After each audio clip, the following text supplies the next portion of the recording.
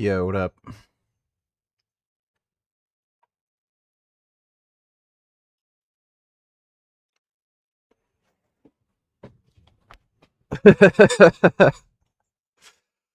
White supremacist bigot fest.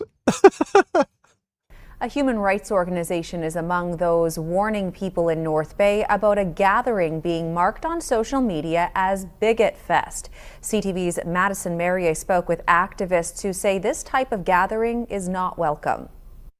Human rights group B'nai B'rith Canada is warning North Bay residents of a possible hate group gathering coming to town this weekend. The event is advertised online as a family-friendly festival called Bigot Fest. B'nai B'rith Canada says the group behind the event is known to have white supremacist ideology. There are individuals who are known right across Canada for peddling in hate, sowing division, and inciting racist and harmful narratives, and we don't believe that there's a place for that in any Canadian city. Mayor Peter Chirico also I'd totally go to this. That just sounds hilarious. shares his concerns, saying in a statement, "Any activity intended to promote racism, hate, or discrimination has no place in North Bay. Our community values respect, inclusion, and the right of everyone to feel safe and welcome." He continues saying if the event is happening, it will not be on municipality-owned property. We don't want Canadians to get the wrong impression. We don't want the international community to get the wrong impression. This is not Canada. This is its dark underbelly. Police are also aware of the online promise of a planned event, saying in part the role of police is to facilitate safe and lawful gatherings regardless of viewpoint while maintaining public order and protecting the community. They continue saying community members are encouraged to remain aware of their surroundings, avoid engaging, and report any concerning suspicious or criminal behavior to the police. These groups have been quite open and transparent. They're marketing this. This is part of the monetization of hate. This is part of a hate industry. Get a bunch of Age of Empires 2, no. I've never played any of the Age of Empires games. I know what they are, I've just never, Fucking Milo Wolf's fucking dumbass. To this day, So his thumbnail is 2x the muscle growth. Okay. Guess what'll 2x your muscle growth? Steroids. Like, why the fuck are we even talking about, like, proteins? most lifters still aren't eating enough protein. I made a video about a year ago saying that most lifters aren't taking enough steroids. Like, buddy, why are you still small? Oh, you can 2x your muscle growth by increasing your protein intake? So why are you small? Like, it's just so fucking ridiculous. people should aim for closer to 2.5 to maybe 3 grams of protein per kilogram of body weight, rather than only 1.6 grams of protein per kilogram of body weight. And I would have thought that making this video would change a lot of people's minds, but it didn't. And actually, some protein experts, like Stu Phillips, have even come out to say, no, you don't need more than 1.6. 1.6 is the confirmed ceiling, period. So in this video, I want to tell you, is eating more protein actually beneficial? And if so, how do you do it? I'll give you my position in just one sentence. The preponderance of the scientific literature, as we'll briefly discuss in this video, suggests that no, 1.6 grams of protein per kilogram of body weight isn't enough. In fact, that's why I'm having a protein shake out of my coffee glass right as we speak, to make sure that I'm getting some protein in. And before you ask, no, that glass was not stolen from a pub. Someone else stole it. Or at least it wasn't stolen by me, I suppose. Anyhow, my position in one sentence. You should be eating closer to likely 2. Gee, I wonder how Dark Snovia would feel about this bigot fist. I'd probably whine and cry about it. Thanks for the donation, Dodo. Be funny if he was there and they just beat him up. 0.35 grams of protein per kilogram of body weight if you're a male, or closer to 2.05 grams of protein per kilogram of body weight if you're a female. And that's only kind of the minimum that we've confirmed. There's a decent chance you benefit from having even more protein than that, especially if you're cutting. That's my summarized position. But now let's talk about the research and the... That statement's stupid. We already know that, Dieting increases protein breakdown, but you don't prevent that from just eating more protein. There's a certain amount of protein breakdown and muscle protein synthesis that occurs. So no, eating more protein when dieting doesn't do anything. The kind of controversy we've seen recently. I went on record a couple of years ago saying that, hey, based on this most recent data, while people think you should only be having 1.6 grams of protein per kilogram of body weight, you might actually want to have more. The paper in question that initially formed the recommendation of 1.6 grams of protein per kilogram of body weight was a meta-analysis by Morton and colleagues. This meta-analysis had all the star-studded researchers in protein, almost. It had Stu Phillips, Eric Helms, Morton, and over the years, this meta-analysis garnered over 1,000 citations, which in research terms, I got a lab coat on and all, is big buck. It's a big deal, right? And as a result, that meta-analysis influenced many of the recommendations that coaches gave that were seen in the literature. And so whether or not it was true, it eventually pretty much became the gospel. Where that story gets a bit unfortunate is that when you have such a widespread meme, and I'm not using the word meme here in the edgelord sense that we usually use it in, but rather in the sense of people repeating it and finding it repeated in various places, and therefore it self-perpetuates and spreads, is that even if new data comes out, it is surprisingly difficult for people to change their mind. Here's what I mean. In my video, I outlined that actually there was a more recent meta-analysis with more studies than the Morton one, and that was conducted by Tagawa and colleagues.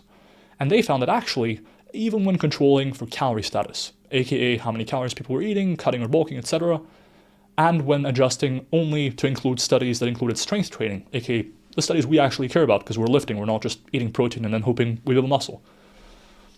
Those studies, with those confounders addressed, still seem to find a benefit above 1.6 grams of protein per kilogram of body weight. And that brings me to two important points. One, in the initial meta-analysis by Morton and colleagues, that breakpoint analysis, that sort of analysis where they found, hey, after 1.6 grams of protein, there is no additional benefit of consuming extra protein for muscle growth. That was actually kind of an exploratory analysis they did after the fact and wasn't even statistically significant. So by their own statistical framework, it shouldn't quote-unquote count as a confirmatory finding. The second thing is that I don't know what the fuck he's talking about. You can just look at this chart. There's no relationship here. It totally breaks down. After the fact and wasn't even statistically significant finding.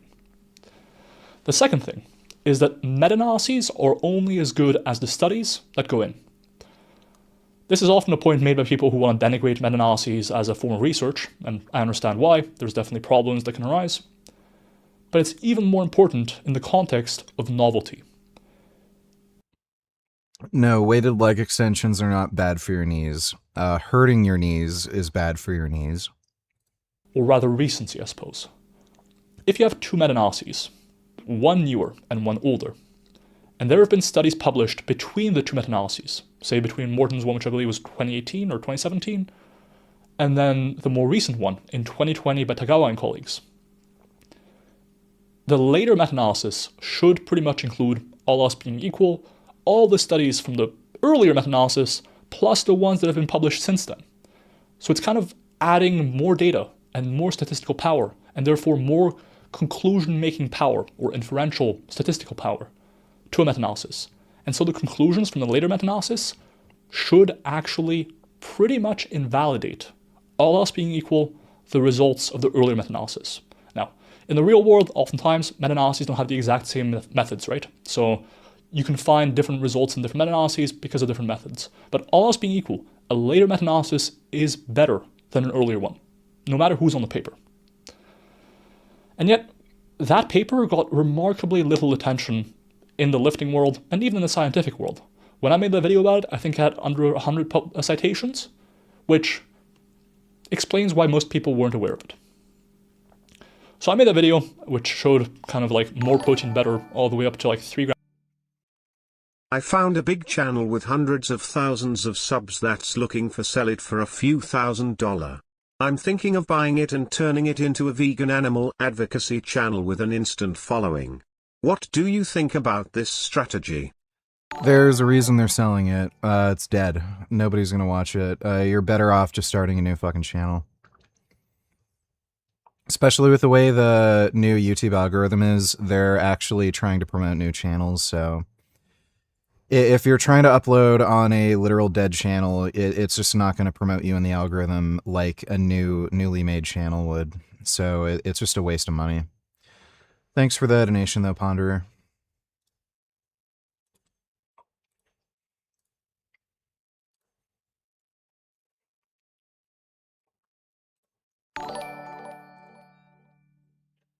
I got some stuff for you to react to, VG, here, and here. Let me take a look. What is up, guys? It is your friendly neighbor Dingo, and Yeah, we've seen that. When arguing with people who support Israel's brainwashing of young people. This guy is a pathetic, retarded beta male faggot. I've challenged him to a debate before, and he literally whined and cried. And said he wouldn't debate me because I'm too mean. So yeah, this like again, don't listen to some fat, bloated beta male fucking bitch when you're looking for political views. Just pro tip.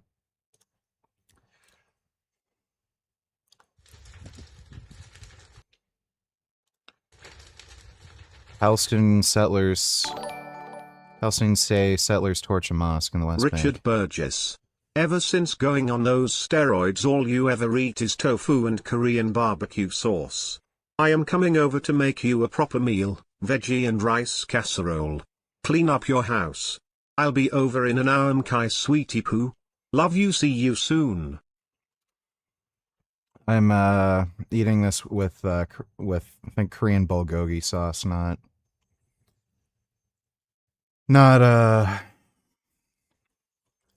Korean barbecue sauce. Thanks for the donation, though, Mom. Yeah, so Palestinians say settlers torched a mosque in the West Bank. Good. We need to burn more mosques. Oh no, their place of worship where they talk about killing Jews and everybody that disagrees with them, and their like temple of like child rape is getting burned down. Oh no. يوم الساعة 3 الصبح أنا ساكن هذا بالدار هذا البيت هذا. You know what probably happened? These like dumb fucks probably lit some candles and one of them tipped over and then it just caught fire. Like chances are it's something like that. But yeah, fuck your stupid mosque. Fucking retards. Should 50-year-old girls... We have It's a lot of fucking videos. White liberal women are honest... Okay, I'll look at that in a minute. Thanks for the donation, Dodo. Betos, Rock, Noni Tillers. There are two types of Trump supporters, billionaires, idiots. Check your bank account to see which one you are. Great. You're an idiot. Thanks for the donation, dude. Like, politics is always a game of choosing a turd sandwich or a giant douche. Like, yeah, just overall, Trump is probably a better decision than the Democratic Party. Kid Boo, donate $2.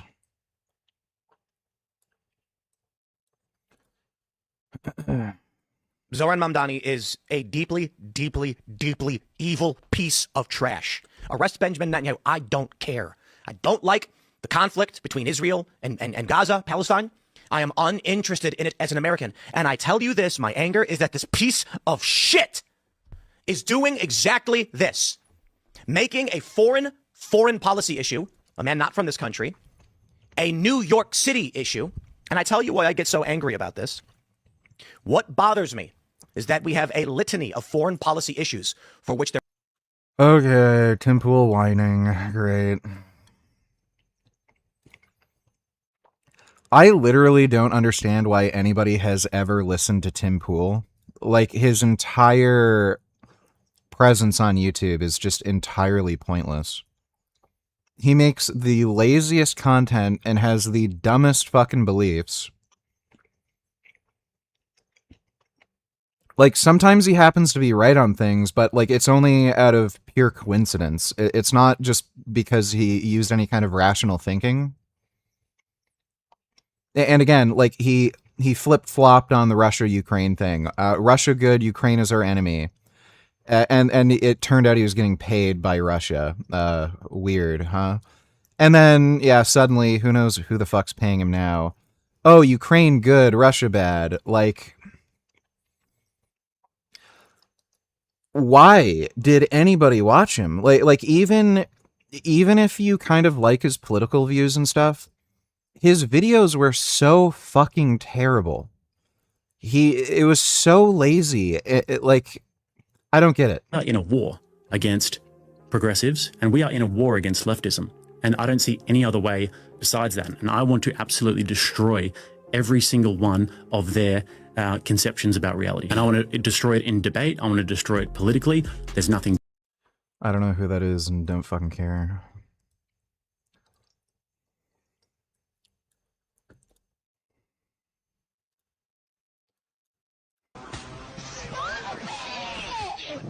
Okay, and we're not watching that. Thanks for the donation, dude.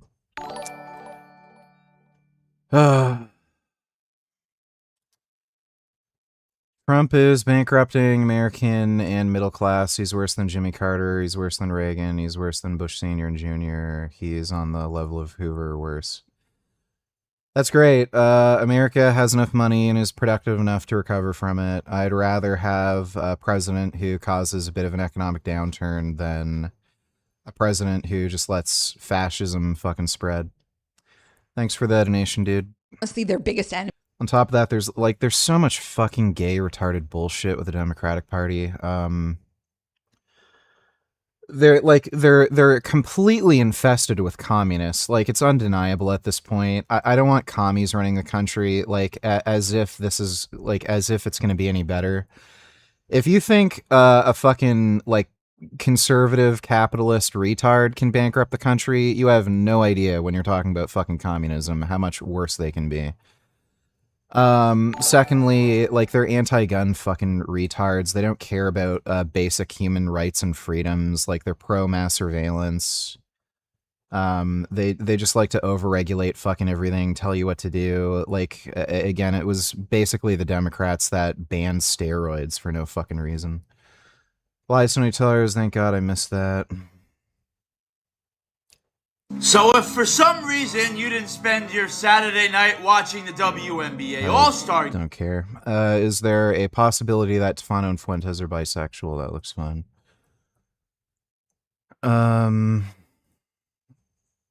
Tefano's just gay. Fuentes is also just gay.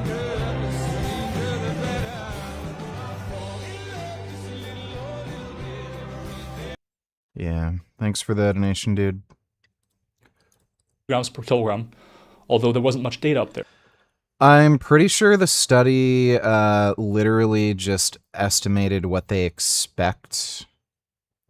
You know, like what effect protein intake would be expected to cause in terms of like change in body mass or muscle growth. It didn't actually directly assess changes in muscle mass. There, which is important. And if anything, people kind of took issue with it. And I understand. Because ultimately that was kind of the first piece of the puzzle. But since then, we've seen even more research into the topic that, if anything, has kind of confirmed this even more. Let me explain. There's kind of 3 additional big pieces of research that people don't really know about. The first one is another meta-analysis by Nunes and colleagues. In this meta-analysis, they took a slightly different approach to analyzing, but they yet again found that actually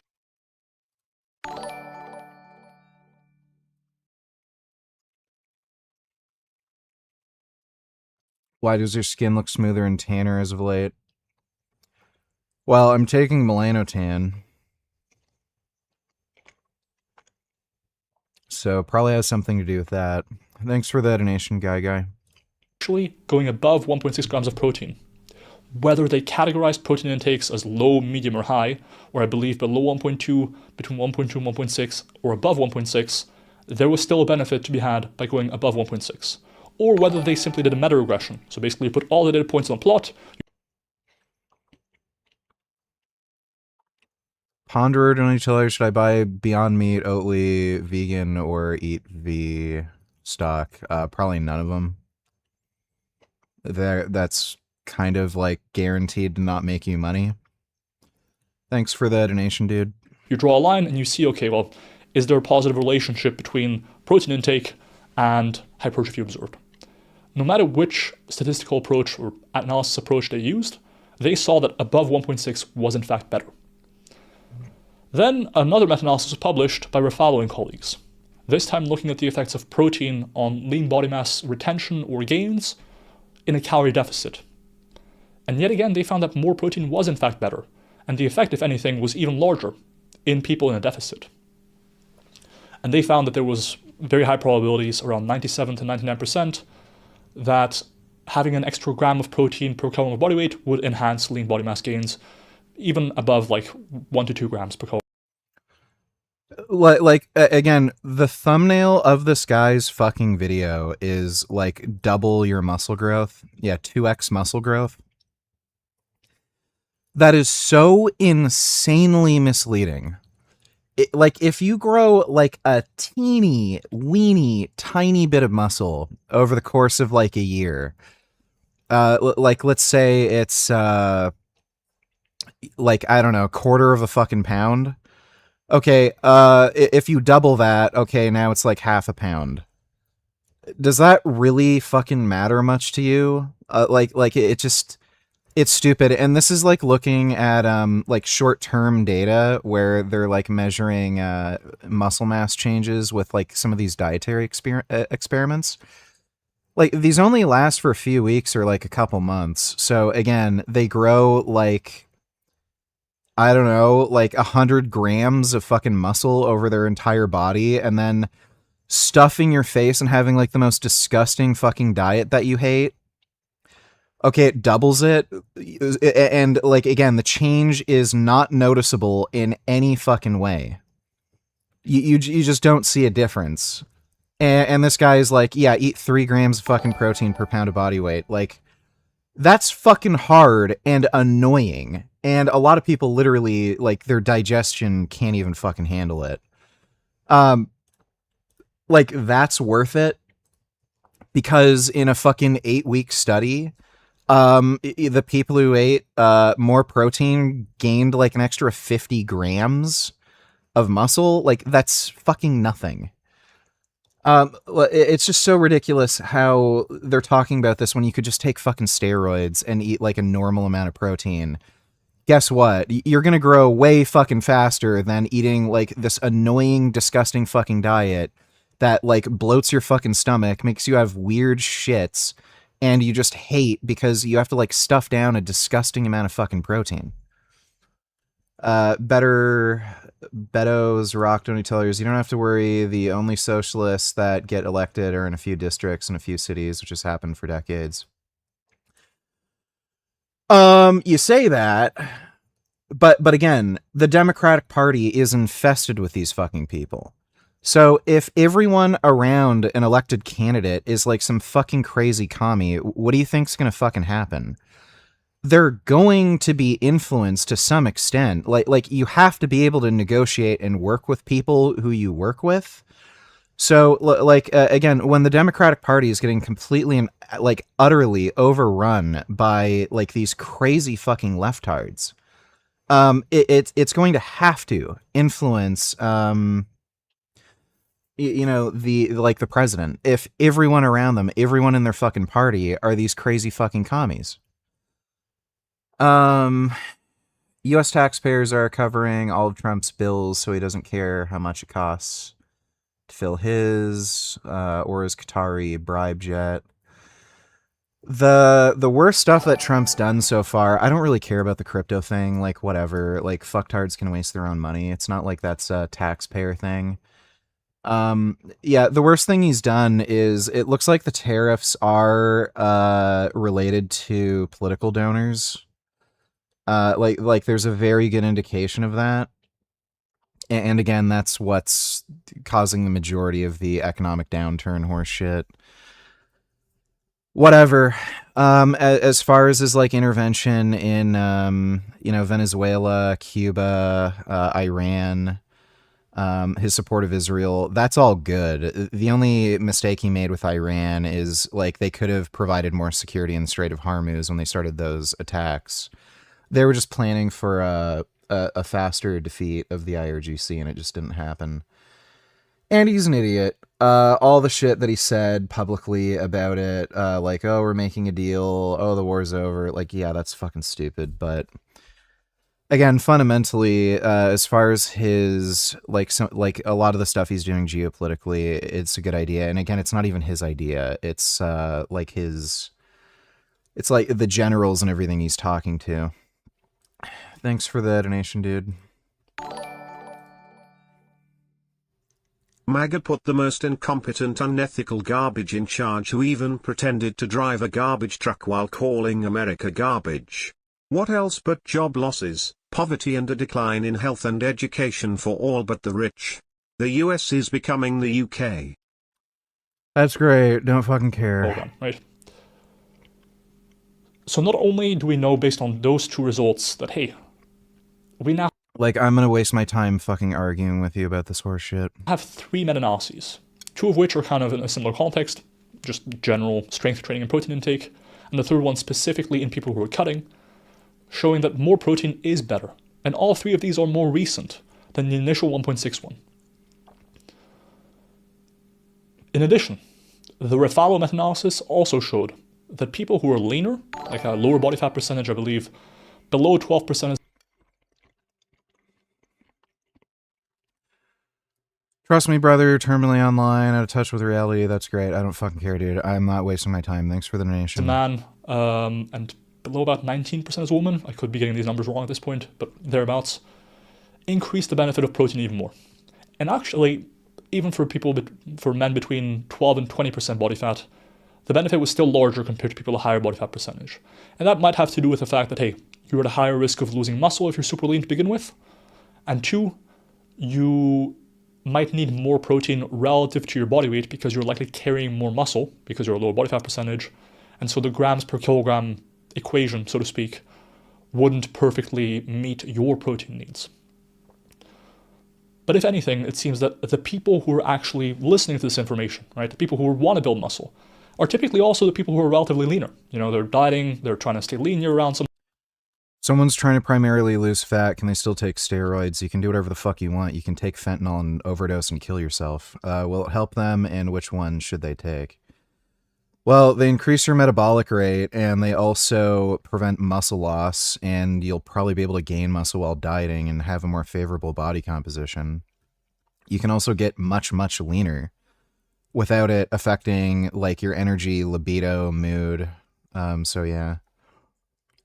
If you're a man, like, obviously testosterone, trenbolone, Anavar and Masteron are probably some of the best steroids to take when you're dieting if you want to lose fat as quickly as possible.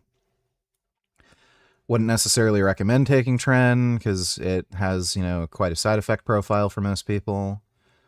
But yeah, you, like, again, they increase your metabolic rate and have all those other benefits for, like, body composition. Sometimes, typically, men end up being between like 12 and 20% body fat if they're consistently going to the gym. It's, if anything, for those people that protein is even more important, it seems, based on these results by Refalo. I don't care. Great. Like, complain all you want. I'm not wasting my time reading your stupid fucking comments. Like, again, why would I, like, pause for, like, 5 minutes over and over and over again when I don't care? Thanks for the donation. Following colleagues. But what about an exact number? Because most of these analyses kind of just said, hey, more protein is better. And that's good, but how much protein? 3 grams per kilogram? 4 grams per kilogram? How high can we go? Thanks for the support, Stitching NoFap. That's where another kind of, I would call it an informal meta-analysis or a review by Greg Knuckles over at Strong by Science comes in. He looked at all the literature on protein for hypertrophy. And he found that across different bodies of evidence, randomized control trials and strength training, indicator amino acid oxidation studies, there was kind of, for now, a tentative breakpoint. And I say tentative, and we'll get back to that in a second. Around 2.35 grams of protein per kilogram of body weight for men, and 2.05 for women. There are other recommendations you can make if you want to account. I just realized she's wearing a fucking lab coat. What a fucking dork. Yeah, don't wear a fucking tank top and show off the fucking massive fucking muscle gains you've been making eating fucking 3 grams of protein per pound of body weight, right? Oh, it's not working out for you too well, huh? Only for fat-free mass, which might be a bit more accurate, but for most people, figuring out your fat-free mass is more worth than it's worth, in all likelihood. Importantly, that number is a tentative breakpoint, saying, for the time being, we don't really know whether going above this is going to increase hypertrophy, so we'll treat this as the safe, yet not too crazy recommendation. So, why do we not know about going higher than that? Simply because there aren't that many studies. And that's a point I want to make about the initial 1.6 grams of protein per kilogram of body weight recommendation. It's not that the researchers were stupid or anything like that. They were perfectly reasonable in what they did. However, more data came along. And as a scientist, we have to be open to changing our minds. Hell, if you told me a few years ago, hey, more than I just want to say the squad has grown from Ayok Ilhan Omar and Talib 3 members to now 6. Big deal, you are out of touch, full stop. That's great. Thanks 1.6 grams of protein per kilogram of body weight is actually optimal. I wouldn't have believed you. And I said, I don't feel like doing that. But now that there's more data, I did actually have to change my mind on the topic. Importantly, when I say 2.35 and 2.05 as a recommendation, I don't know if that's actually optimal. There's a chance that you need more to optimize your hypertrophy. And personally, I would see that as a minimum if you're looking to maximize hypertrophy.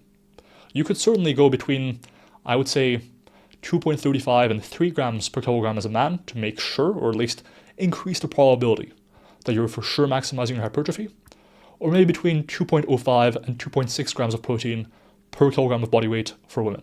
I think that's probably the best range at this point without losing your mind about, oh, I need to have more protein, more protein, more protein, more protein bars, more protein snacks, more meats, more yogurt. Eventually it gets tedious and it starts displacing other macronutrients, which can become an issue specifically while cutting. And that's kind of the great irony, is that in a cut, you might actually need more protein than what I just said. I would say practically, setting as a minimum, if you want to maximize your protein, 2.35 grams of protein per kilogram of body weight for men versus 2.05 for women is pretty solid. And you can try getting a bit higher during a cut, or if you really want to optimize, if it's practical. Importantly, here's where a lot of nuance comes in, and where I actually have to give some credit to people like Stu Phillips, who firmly say that 1.6 is a ceiling. On the one hand, I could be uncharitable and say that that claim is genuinely anti-scientific at this point. It is just not backed up by the most recent comprehensive research. And that would be valid. At the same time, I could also say that for most people, guess what? Natties ain't getting any fucking bigger eating more fucking protein, dude. Say all the shit you fucking want. You're not getting any fucking bigger. Again, like, this dude's just a fucking joke. So, how long has this jackass... Like, it's been at least a year? Buddy, like... Just a few months ago, the ACSM, the American College, aimed... He just looks like... performing fewer many of the... Like, he just looks like a little above average natty lifter. Like, I don't even know if you can say that. Like, his upper body is okay. So, again, he has the secret to 2x your fucking muscle growth.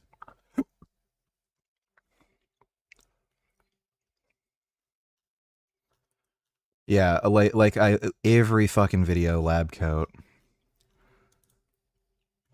So I'm not saying he has a bad physique, but he's the same size. He's what you'd expect from a natty lifter who's a bit above average. You know? Like, it's just like this is what you get, okay? Yeah, 3 grams of protein per pound of body weight. Oh, I unlocked the new research. 2x muscle gains, bro. Literally the same fucking size he was last year. Looks like a guy who's, like, again, pretty dedicated to weight training, lifts, for a guy who, I don't know, like a very serious recreational lifter. He's like a bit above average for a natural. And then, oh, gee, steroids. Oh, okay, yeah, the steroids seem to be fucking working better. Okay, yeah.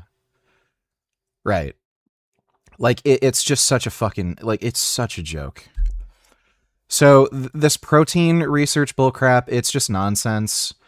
There's just a hard limit to how much muscle you're going to be able to grow over a period of time as a natty. It just doesn't fucking matter if you do some kind of study where you look at protein intake over like a couple months and then you 3 grams per pound. Like it grows twice as much muscle as like 2 grams per pound. You're talking about minuscule fucking quantities over that small period of time. Over the course of a year or 5 years or 10 years, it ends up not fucking mattering. And again, you are fucking proof of that. After this miraculous fucking scientific discovery, are you any fucking bigger? No. So great. Stay natural. Talk about how you learned how to 2x muscle growth with your like stupid fucking diet nobody's gonna eat, and you're just gonna stay small.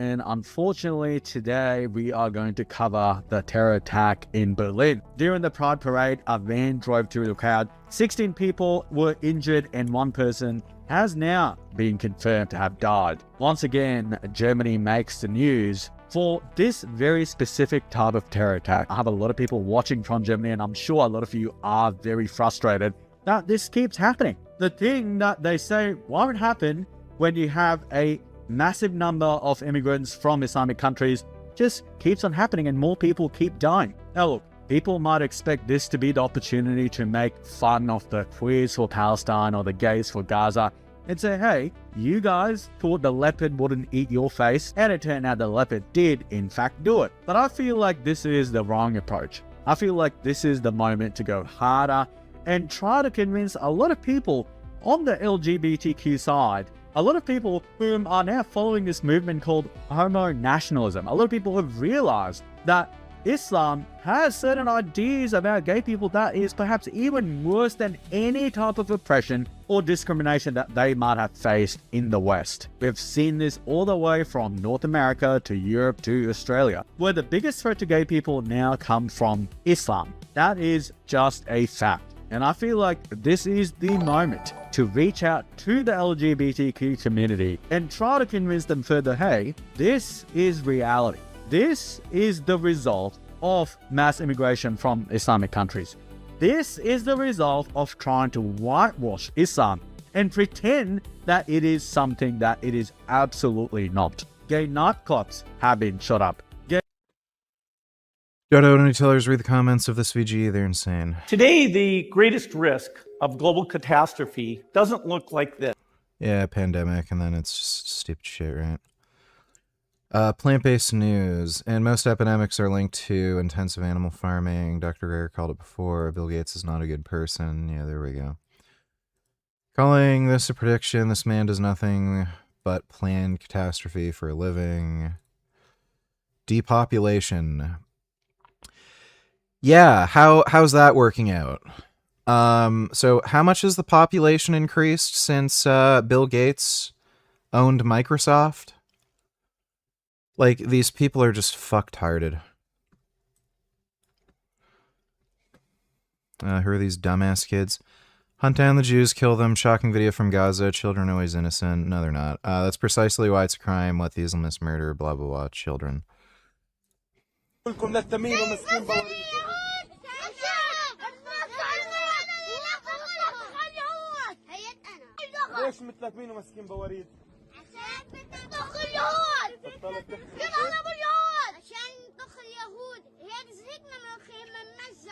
Yeah, it's what they do. That's what Muslims do.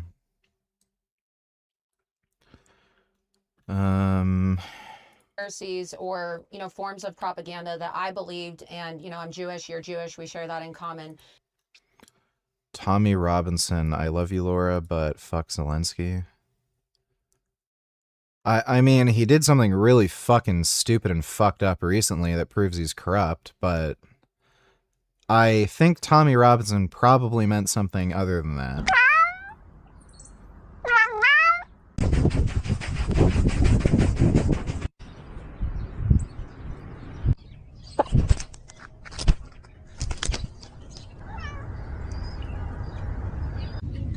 Wow.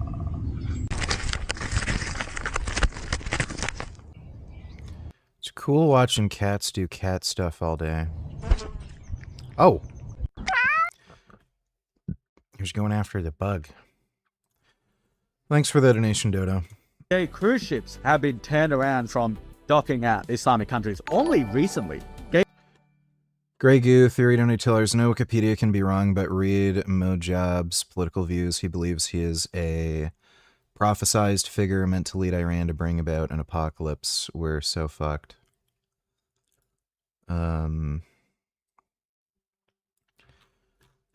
Why did it scroll all the fucking way down here? Well, yeah, that's they're kind of like the Taliban. They have their own kind of religious and political goals, but they're radical Islamists, and they think they're fulfilling some kind of Islamic prophecy with what they're doing. This guy is basically dead, by the way. He's not in Iran. Nobody knows exactly where he is, but he's assumed to be in Russia. And the guy is absolutely fucked beyond belief. Nobody even knows if he's talking. Supposedly, he's probably brain dead, and like the only communication that's been going through is just through like emails, text messages, stuff like that, letters. So somebody may just be talking for him. Like the guy doesn't exist anymore, basically.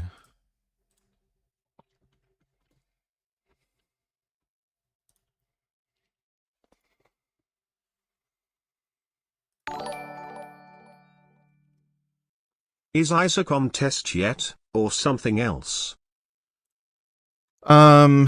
He is not on test. He's taking Retta Truetide, but he is not on testosterone. No.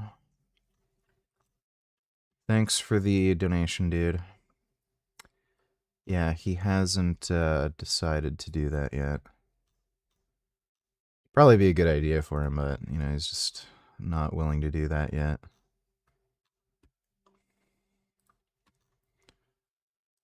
Dodo donate $2.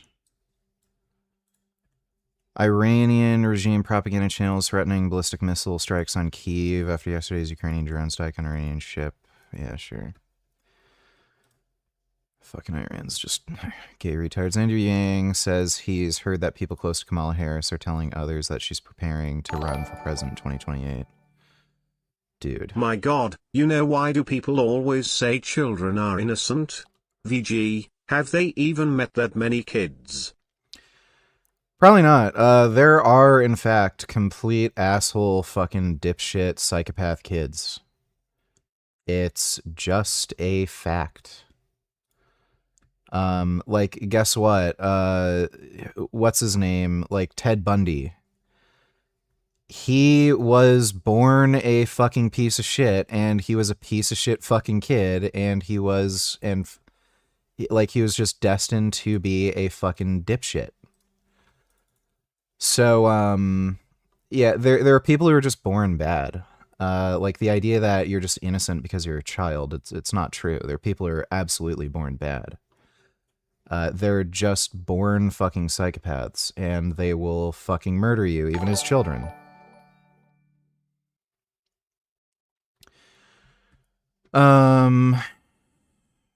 What is this? Wait, I have to look through these other links. PR independence is a funny issue where literally the only people who care about it are Puerto Rico living stateside LARPing leftists every time.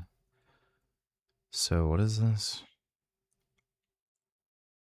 Puerto Rican status referendum?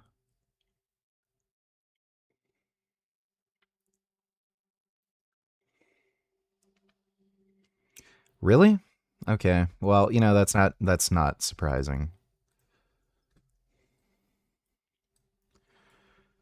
Interesting. What about weighted voting proportional to the level of income tax you pay? No income tax. Yeah, that's fucking retarded. Thanks for the donation, dude. STX Tony Tillers, please react to this nonsense. A face IQ, he thinks he is better than Gil. Today I'm going to review this video by Nutrition Made Simple, where he says he studied... I'm not watching this. You know? Oh, seed oil bad. Oh, you need meat. Actually, Weston A. Price did this study where he just took a bunch of random photos and there was absolutely no control group and he selected who he took photos of, but it proves Like, I don't fucking care. This guy is a brain dead retard. Thanks for the donation, dude. Grey Goo Theory Donate Tellers. The link meant to go to the political and religious views section. It includes an account from his former classmate that says he does not value human life and is unafraid to kill thousands of people and is even more radical than his father, not progressive. Well, yeah, I mean, what do you expect? Yeah. Like, he's a fucking retarded Islamist, so that's what they do. Thanks for the donation, though, dude.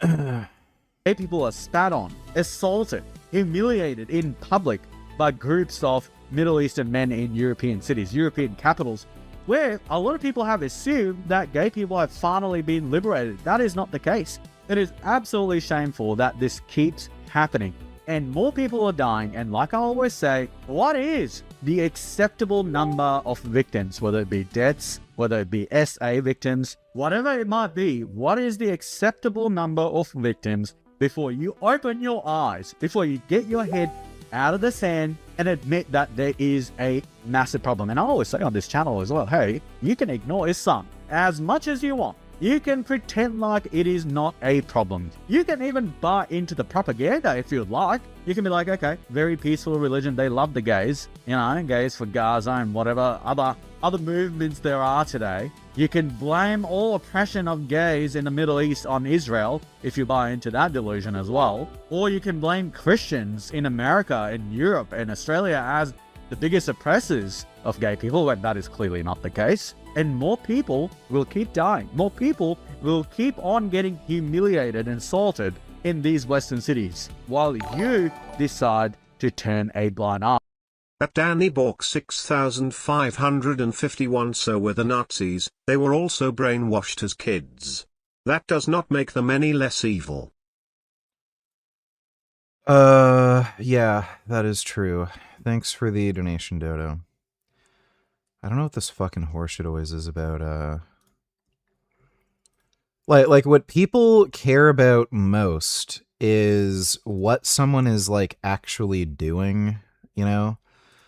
Like if there's somebody who's completely fucking brainwashed to be like the most immoral piece of shit imaginable, like I don't know, they rape kids, they want to commit genocide, like you name it. You care more about what they're doing than what exact set of circumstances led them to doing it. Like you can throw agency out the window. You can make up whatever excuses you want for Hitler. Oh, he was like fucking schizophrenic. He had a fucked up childhood. You can make up plenty of fucking excuses for him. He's still a piece of shit. Pieces of shit are just pieces of shit. It's like a car. You could say, oh, well, it's not the car's fault that it's bad. They were just bad engineers and they were underfunded and there was like fucked up shit happening at the factory. So the car isn't bad. It's just, you know, the car's that way because of all these circumstances. Well, no, the car's bad. You're just explaining why it's bad. And again, the primary thing you care about is that the car is bad.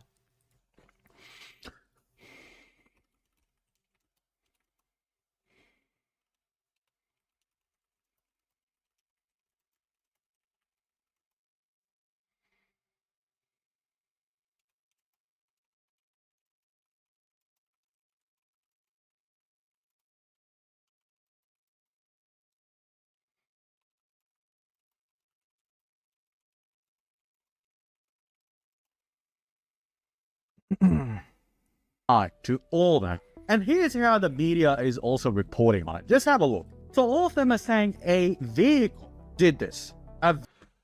Why would you want to live in Florida where it's 100-degree plus humidity with hurricanes that can destroy your house?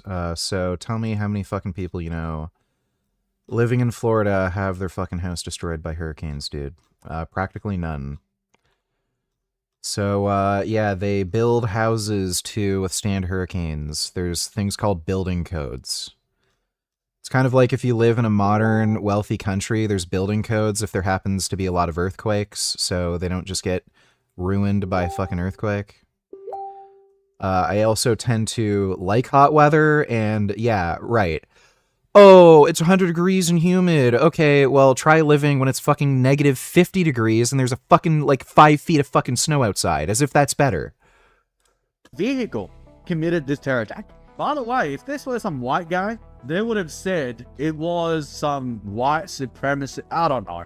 Whatever they would say, a Christian white male, they would immediately jump on that. But because it was a Muslim, it was not the Muslim who committed this terror attack. It was the vehicle. 1 dead, 16 injured at Berlin Pride event after vehicle crashes into the crowd, police say. So it seems like Elon Musk or whoever else might have invented AGI, and now it's perfected self-driving. And therefore these vehicles, they have gone on the internet, read the Quran, and become Islamists, radical Islamists. They've joined Al-Qaeda, the first vehicles, the first autonomous vehicles to join Al-Qaeda, and now they are running over LGBT people. Is that what happened? Because based on these headlines, it seems like the vehicle has come to life and they are mowing people down. Here it says again, vehicle mows down crowd at Berlin Pride Festival, killing 1.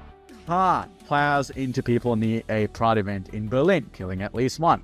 Car, 1 killed and 16 injured after van crashes into crowd at Berlin Pride. Once again, were these autonomous vehicles that were driving into these crowds? Were these autonomous vehicles radicalized by Islam on the internet? Did they read the Quran? Did they read the Hadith? Did these cars come across the Al-Zat Hadith and get really angry about what Muhammad did all night long? Is that what happened? Because these headlines appear to say so. Now, I have got to show you guys this video. The bodies aren't even cold yet. And yet, this person, this idiot, this pink-haired moron has gone on the internet and decided to record this. Have a listen. I'm getting really, really sick of this. I'm getting really tired of having to repeat myself over and over again. So today, in Berlin, there was an attack. A van drove through a crowd of people celebrating Berlin Pride Parade that they have every year. It's a huge parade. It's one of the biggest. And they injured, I think at this time I'm making this video, this is subject to change, 17 people and 1 person is dead. Okay, so it's a breaking story. There are going to be things that are going to come out and change throughout the life of the story, you know, average. Only one person died. Is an Islamic extremist. That's their suspect right now. That's what I read. Not all Islamists. I'm not going to say anything about the rest of the Muslim population because of actions of this one person. But what I can say is the people who were celebrating. But these same people will say masculinity is toxic. You know, because, oh, some dude mistreated them at some point. Right, okay. About this, we're all white men. Young. At Danny Bork 6551. Duh, of course we would blame you if you trained your dog to attack and kill people because animals don't have the same moral agency as humans and you're responsible for training it to do those things, duh. What a dumb take that is. Yes, thanks for the donation, Dodo. Young white men with crosses in their profiles. Because we've all seen it. We've all seen how you guys react towards gay people and how you wish harm on them constantly. I get a constant hate on my videos, especially about trans people. You're not going to hide behind another scapegoat group and pretend that they're actually the violent ones when it's you. You hold the same exact beliefs that this man who did this attack did. And you're trying to distance yourself from it. And you know why you're trying to do that? It's because you're ashamed. And you should be. Breaking news. Muslim runs over a crowd of gay people, kills one person, white Christians to blame. This is how they think. These are the very low IQ, and I've got to start calling these people inbred as well, because there's no other way. This person is spiritually Muslim. This person has defended Islam so much, she must have gone through some genetic mutation, like the Hadiths and the Quran verses coursing through her veins, making her as inbred, as low IQ as some countries like Yemen. There is no other explanation for how stupid this person is. There really is. How can this person be so blind to the facts? The Christians or white men, people in her city, people who look like her, people in her family, they did not run over a group of innocent. Also, you would still have sympathy and empathy for systematically brainwashed children. Seriously, would you say that about Nazis? Like you could in theory if they're actually brainwashed and it's not their fault, but like again, the primary thing that people care about isn't agency, it's just what they're doing. So yeah, it's just a stupid fucking point that people make. Thanks for the donation though, Dodo. Gay people.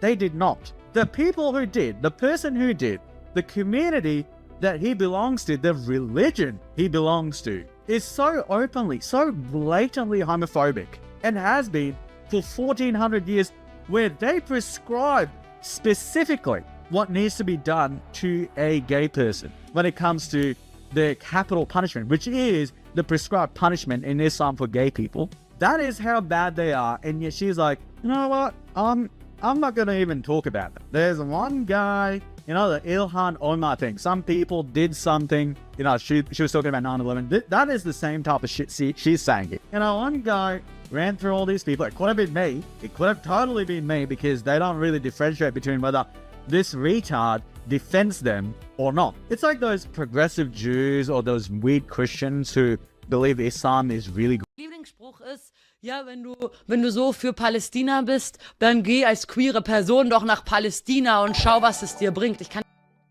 Dodo donate $2, let me see.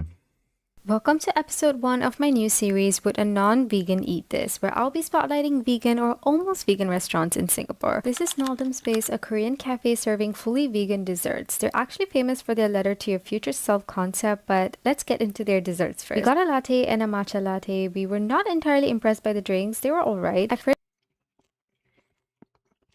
tried the tiramisu. I loved the vegan cream. It was light, fluffy, and it was not entirely similar to the traditional version, as they had some nuts inside as well. And I also tried their huge vegan croissant. It was crispy, flaky, and I definitely made a mess. Honestly, what impressed me the most were their vegan pistachio and almond creams. They were airy and fluffy, and the most fun part, I wrote a letter to my future self, sealed the envelope with wax, and dropped them into the mailboxes so they would be delivered on my birthday next year. How cool. But coming back to my conclusion, I would give this cafe and concept a 7 out of 10. Enjoy and follow.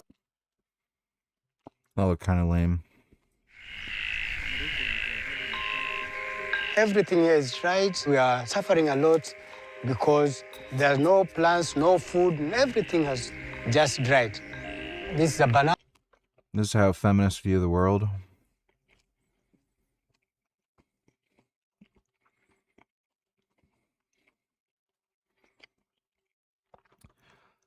Oh my God.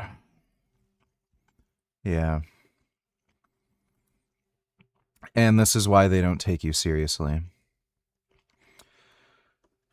Thanks for the donation, Dodo. Anna, it's drying, it's about to fall down. You see, it's very weak because the roots have already rotten. You can see a lot of water. I can't harvest anything. There's no any fruit, any crop. We are suffering financially. USAID, run by radical lunatics, and we're getting them out. Foreign aid is not charity. It is designed to further the national interest of the United States. Cuts to USAID might cost millions of lives. It's false. The Trump administration say that USAID was wasteful, inefficient, and politically misaligned with American interests. We canceled a bunch of contracts in USAID. Some were stupid and outrageous. Others didn't serve the national interest. Marco Rubio and his... To be fair, some were, in fact, stupid and didn't serve national interest. It's just that they wanted to make huge, dumb, blanket fucking cuts that were just retarded. His team promised that they will review every single program that we're canceling. Well, from our interviews with former staffers, there was no meaningful review process.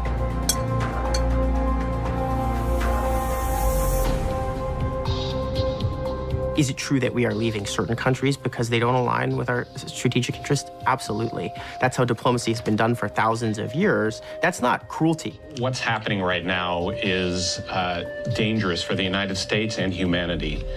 These are people shutting down an agency and having no clue the work that is being done. Budget for USAID was 0.6 to 0.7% of our budget every year. That is such a small amount of money, and the predictions of how many people.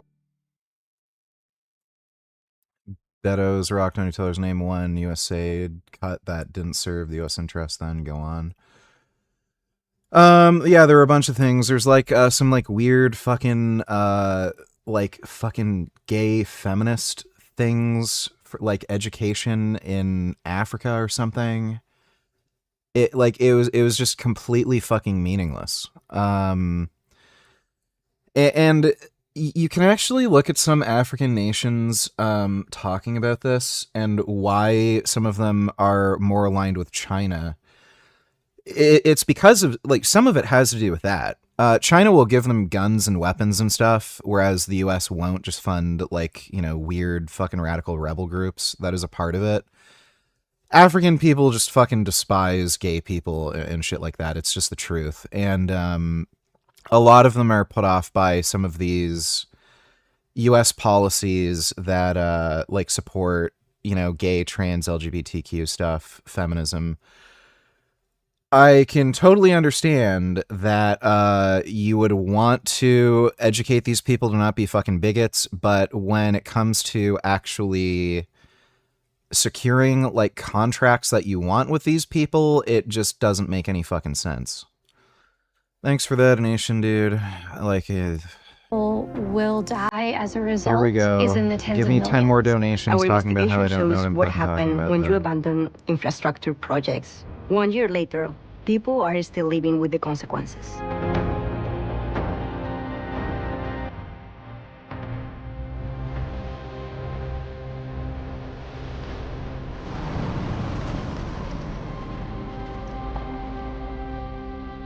I have always been intrigued about what happened when you live unfinished infrastructure around the world without surveillance, without any safety measure put in place.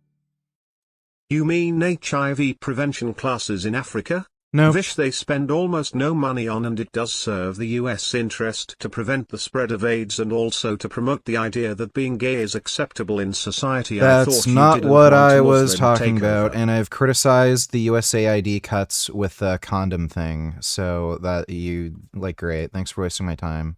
At least I get paid for it.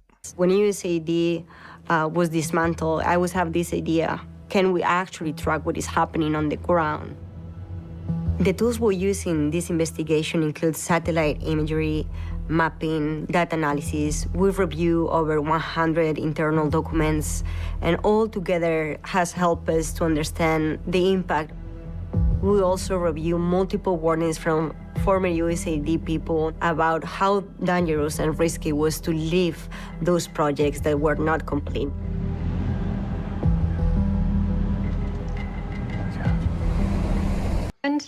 Okay, are they just... There's just old ladies yapping. Ich kann dir sagen, was es mir bringt. Israel wird mich ermorden.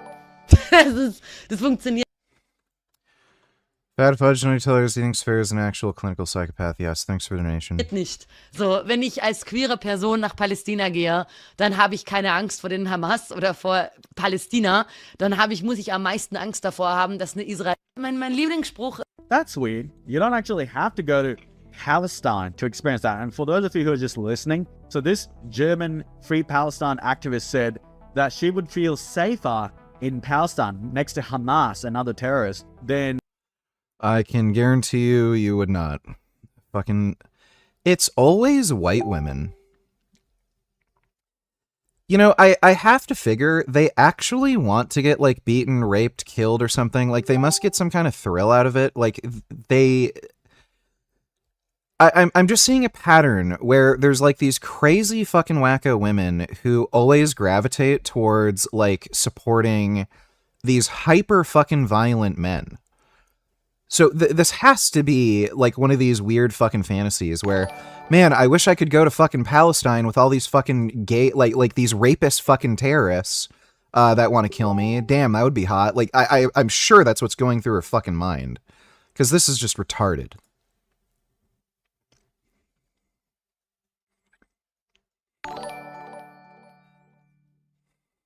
You said does, and has not taught gay feminist classes, in Africa or anywhere around the world, but it has funded international development, human rights, and internal training programs focused on gender equality and LGBTQ+ inclusion.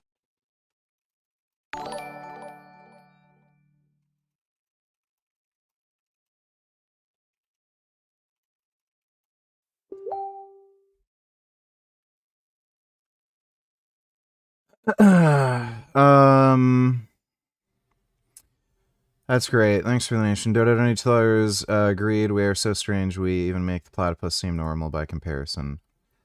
I guess kinda.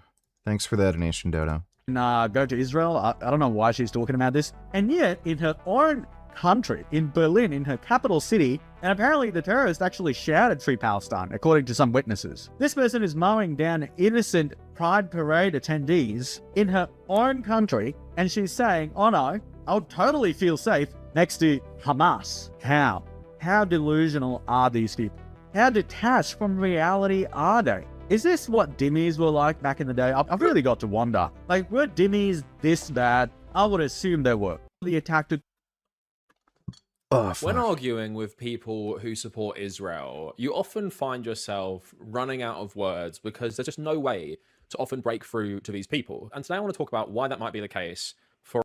Because we make sense and we don't listen to, like, dumb fucking horseshit we saw on Instagram where, oh, a child died, where, oh, children dying, Yeah, we're not low testosterone, fat beta male fucking pricks that just cry all day. For a lot of people you might argue with in, like, the American context. And I want to talk about basically how these Zionist groups target young Jewish people and indoctrinate them into militaristic Zionism to make sure that they'll always have this... Okay, I'm done. Like, again, this is a gay beta male, like, overweight fucking retard. Cry about it. Military Zionism, settler colonialism, where... Great. Heard it all before. Don't need to listen to some beta male prick. Quen donated $2. Let me see. You're eating bread that is secretly Oh, speaking of beta male fucking pricks. ruining your health, and some are even hiding behind labels that say whole grain consumption reduces all-cause mortality risk, type 2 diabetes, heart disease. So... natural or whole grain. But these brands are using ingredients that have no business being inside bread. Processed Is this guy gay? I'm pretty sure he's gay.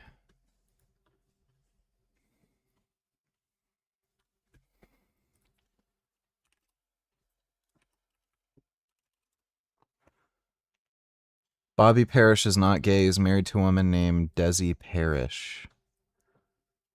Co-creates the Flav City Food Channel.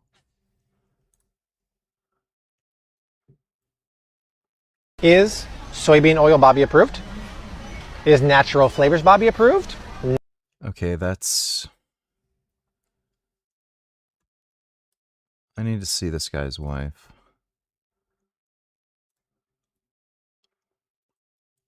Okay, don't really have much to say about that. It's okay, I guess. This guy just seems like such a gay beta male dork. Business being inside bread, processed inflammatory seed oils, chlorine bleached wheat flour, even ingredients that are banned in other countries. Oh no, chlorine bleached wheat flour. Oh, what are we gonna do? But I'm going to show you the bread brands you want to skip, and more importantly, the ones you want to eat when it comes to top quality flavor, nutrition, and ingredients. Starting with the first brand I want you to avoid, which is Sara Lee. This used to be a family. Yeah, okay, I get it. This guy's a neurotic gay fucktard who's afraid of every fucking ingredient. Okay, I get it.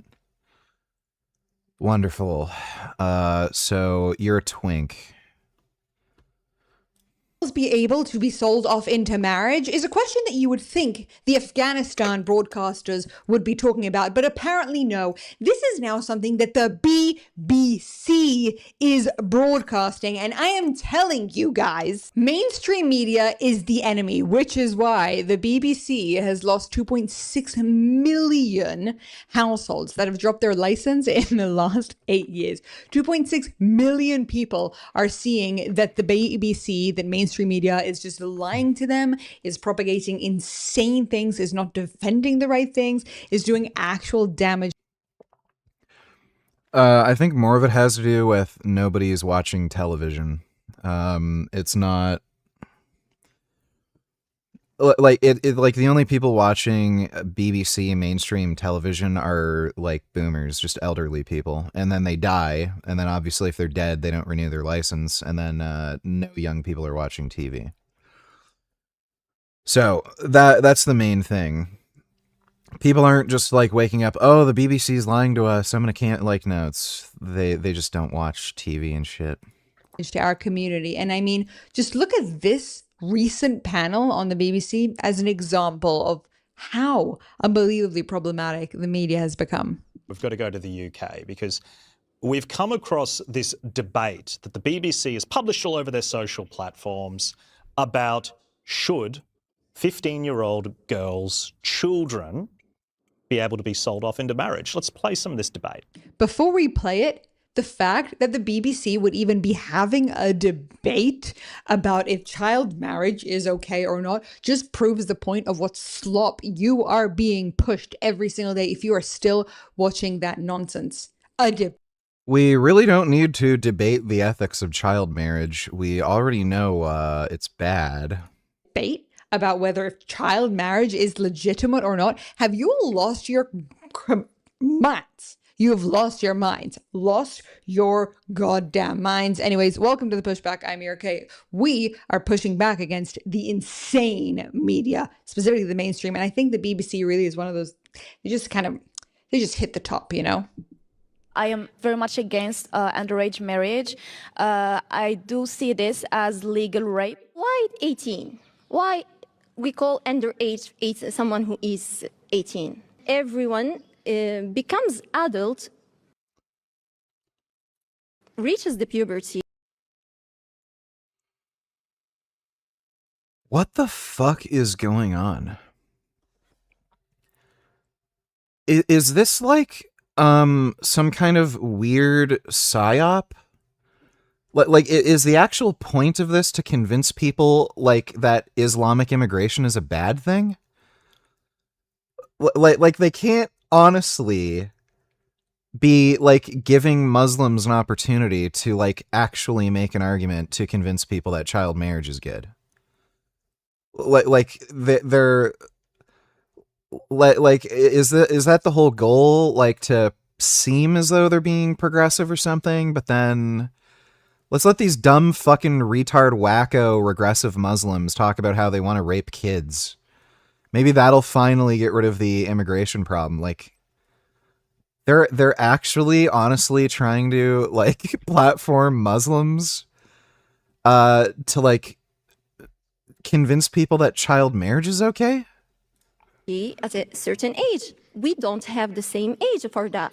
And in that case, why should I stop someone who is 1799 days from getting married? 17 days and 17 and 99 days, because that's exactly how it works, by the way. A year has 100 days in it. Did you know? I mean, and that is about the level of the intellectual argument that is going on here. I'm sorry, when a girl hits puberty, that's when she's an adult? Are we joking? Is that a joke? Should that be the age that they stop going to school? That they stop getting educated because, they're adults now? Have you all lost your frickin' minds? And the BBC is actually broadcasting this? I mean... Yeah, I think that's evidence that women aren't allowed to go to school in Islam. Wonder if she stopped school in grade 6 or something. I don't actually even know what to say anymore. It's worse than I thought. That makes no sense. Do we ever hear about underage boys getting married to women? It's really only about underage girls. True. Little girls. What are you, stupid? Women are fucking property. That's why, you idiot. Like, why are they even talking to these people? Just deport them. Kids who are girls. I mean, can you imagine if you were talking about a 13-year-old boy getting married off to a 25-year-old woman? That's Hi, nice. I'm 25 Have years fun old. I getting just want to marry banned. this See you 13-year-old later. boy. Yeah, Don't he's need you hit spamming my puberty. chat. What's wrong with that? There's nothing wrong with that. Everything's okay. He's hit puberty.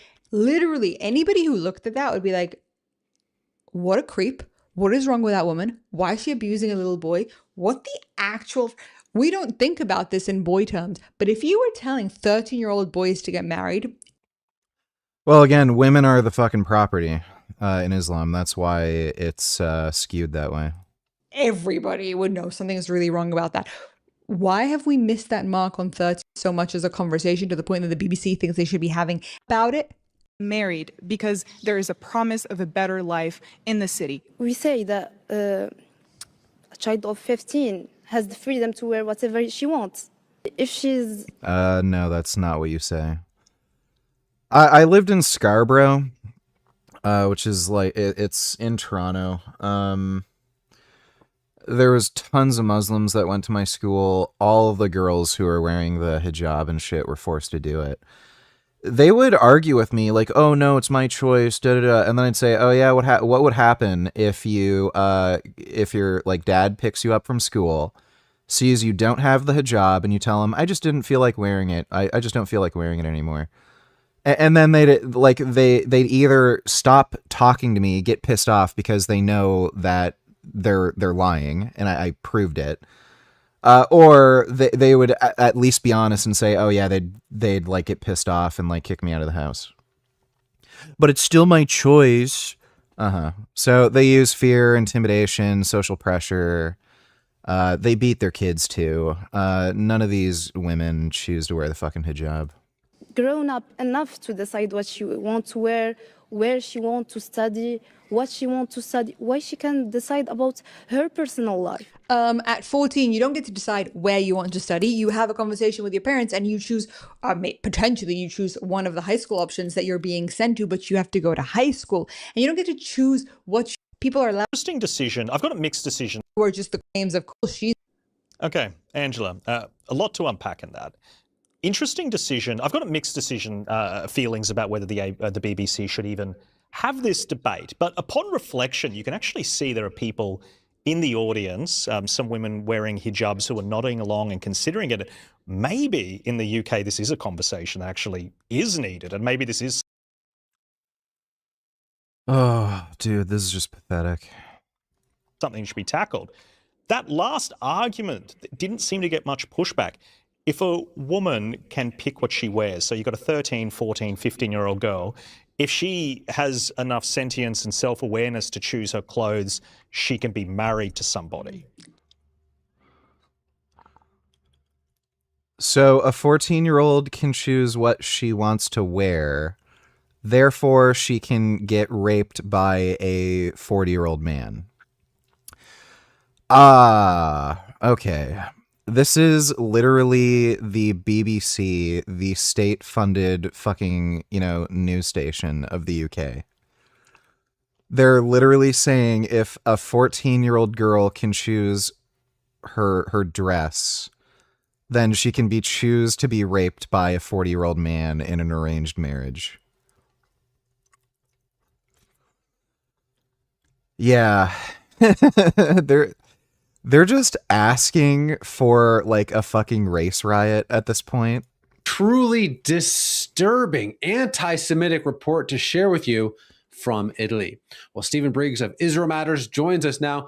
My friend, I didn't want to give too much background because I want to hear it right from you. What exactly is going on here? Well, anti-Semitism is no longer hiding in the shadows across Europe. It's moving into public spaces.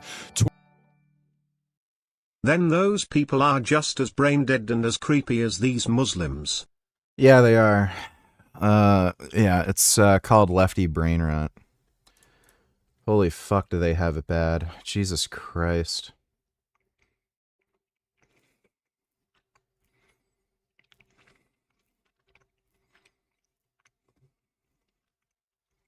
Poorest areas, social media, government debates, and in some cases, direct physical violence. And Italy is a case in point. Jewish leaders are sounding the alarm after online forums reportedly urged people to identify and report the presence of Israeli citizens and Italian Jews staying in hotels and other tourist accommodations. There's actually a Google forms that you could submit the information of where they were. And according to the Jerusalem Post, the president of Milan's Jewish community said he feared Italy was going back to the 1930s to what he described as hunting Jews. The forms were later removed after intervention by Italy's national coordinator for the fight against anti-Semitism.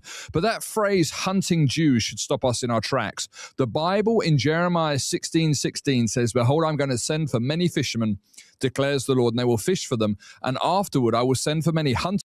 Well, Italy is retarded. Enemies at this point, as this stupid video is going viral. I mean, this white woman has a question for us.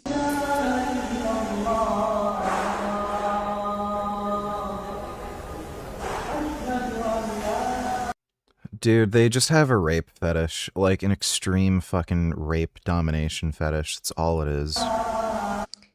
In this video, if you can't see, it says, "Is this my sign to convert?" As she's listening to the gagging noises in the background. And guys, I think we all know that it is not her sign. I'm pretty sure if there were more dudes who were like taking testosterone and were more like dominant and aggressive, they wouldn't have any interest in these like inbred unibrowed fucks and converting to Islam. Like, that's all it is. And is anyone going to tell her? She's getting very emotional.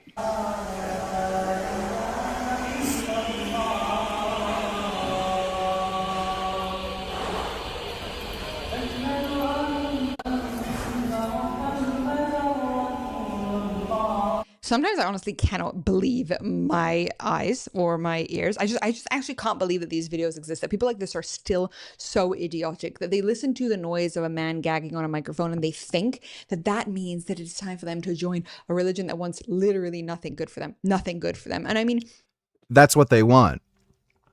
They want to be abused, humiliated, dominated, raped. They can't find any white dudes who will do it because they're like so fucking beta male. I have to ask first for permission and So yeah, they go to these like gross fucking inbred unibrowed stinky weirdos to get their fix.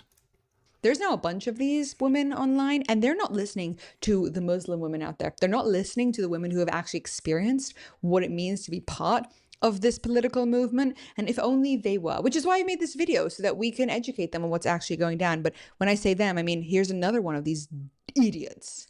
Our Lord tells us in this Quran, if we could but see the wrongdoers on the day of judgment, just pointing at each other and blaming each other because they didn't believe. This is TikTok horse shit. And the reason I'm going to share this is because, do you know what? I'm having one of those days where I am really, really struggling to hold on to Islam. And the reason I'm going to share this is because this is who I make content for.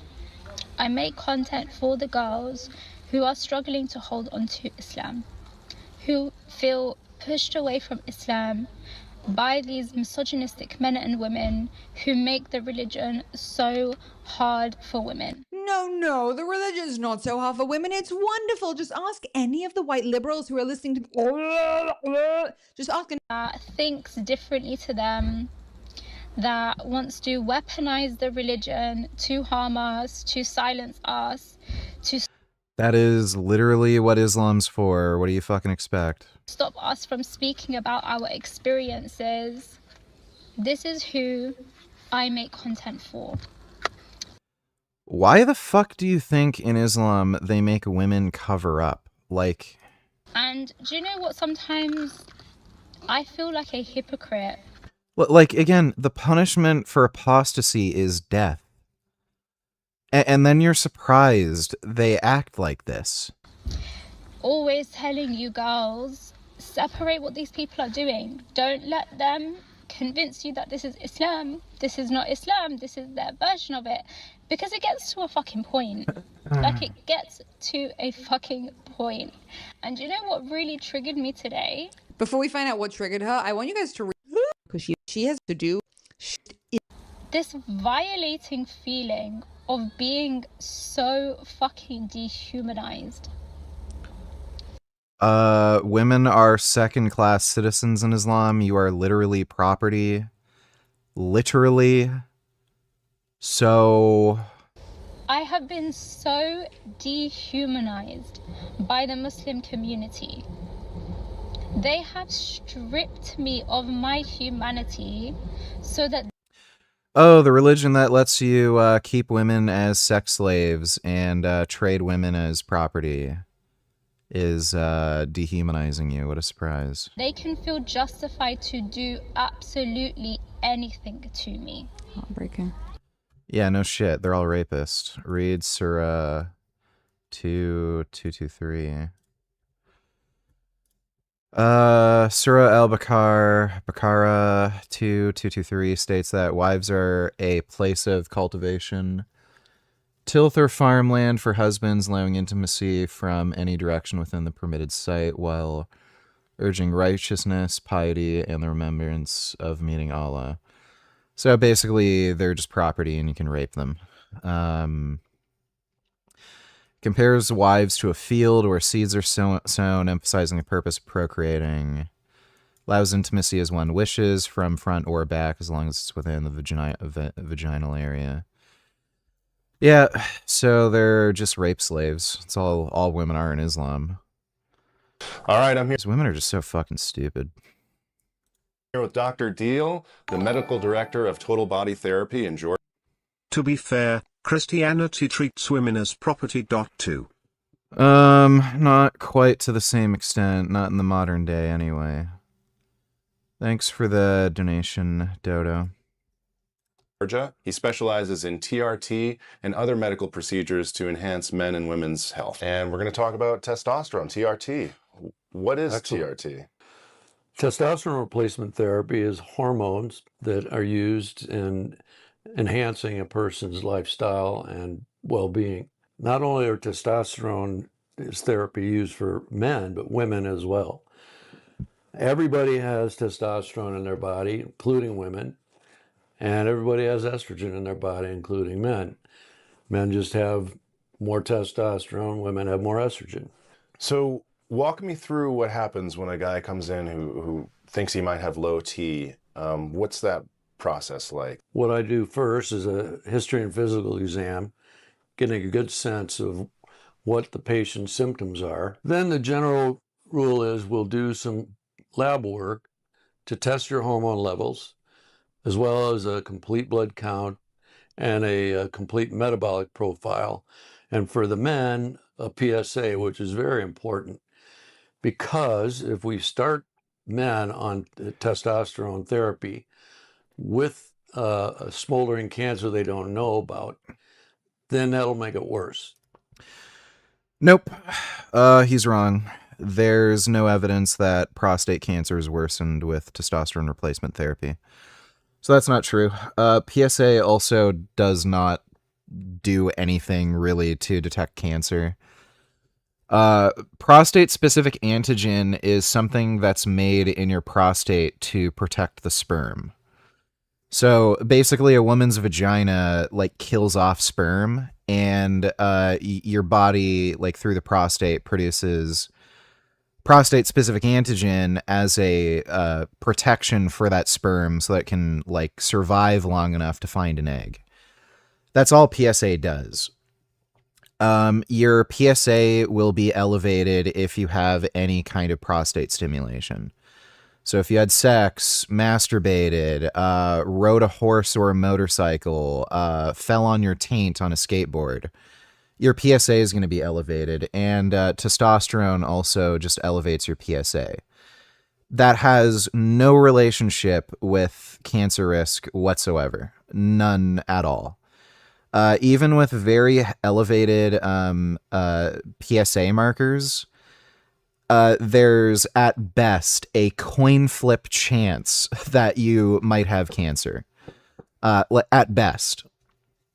So even at the like top end where like, oh yeah, this is where we need to screen for prostate cancer if your PSA is really elevated. At best, you're talking about a fucking coin flip. What it usually turns out being is about a quarter fucking chance. So it's less than, it's literally random chance whether or not an elevated PSA like indicates cancer. So it's basically useless. It's not a marker for cancer. It's only when you get to like absurdly, ridiculously fucking high levels where cancer's like growing very rapidly that a PSA test is going to reliably show like cancer risk. And feminists say women are smarter than men. Yeah, that's not really true. Thanks for the donation, Dodo. And yeah, there's research on this. Men on TRT who have prostate cancer, it's not worsened by TRT. Just total myth.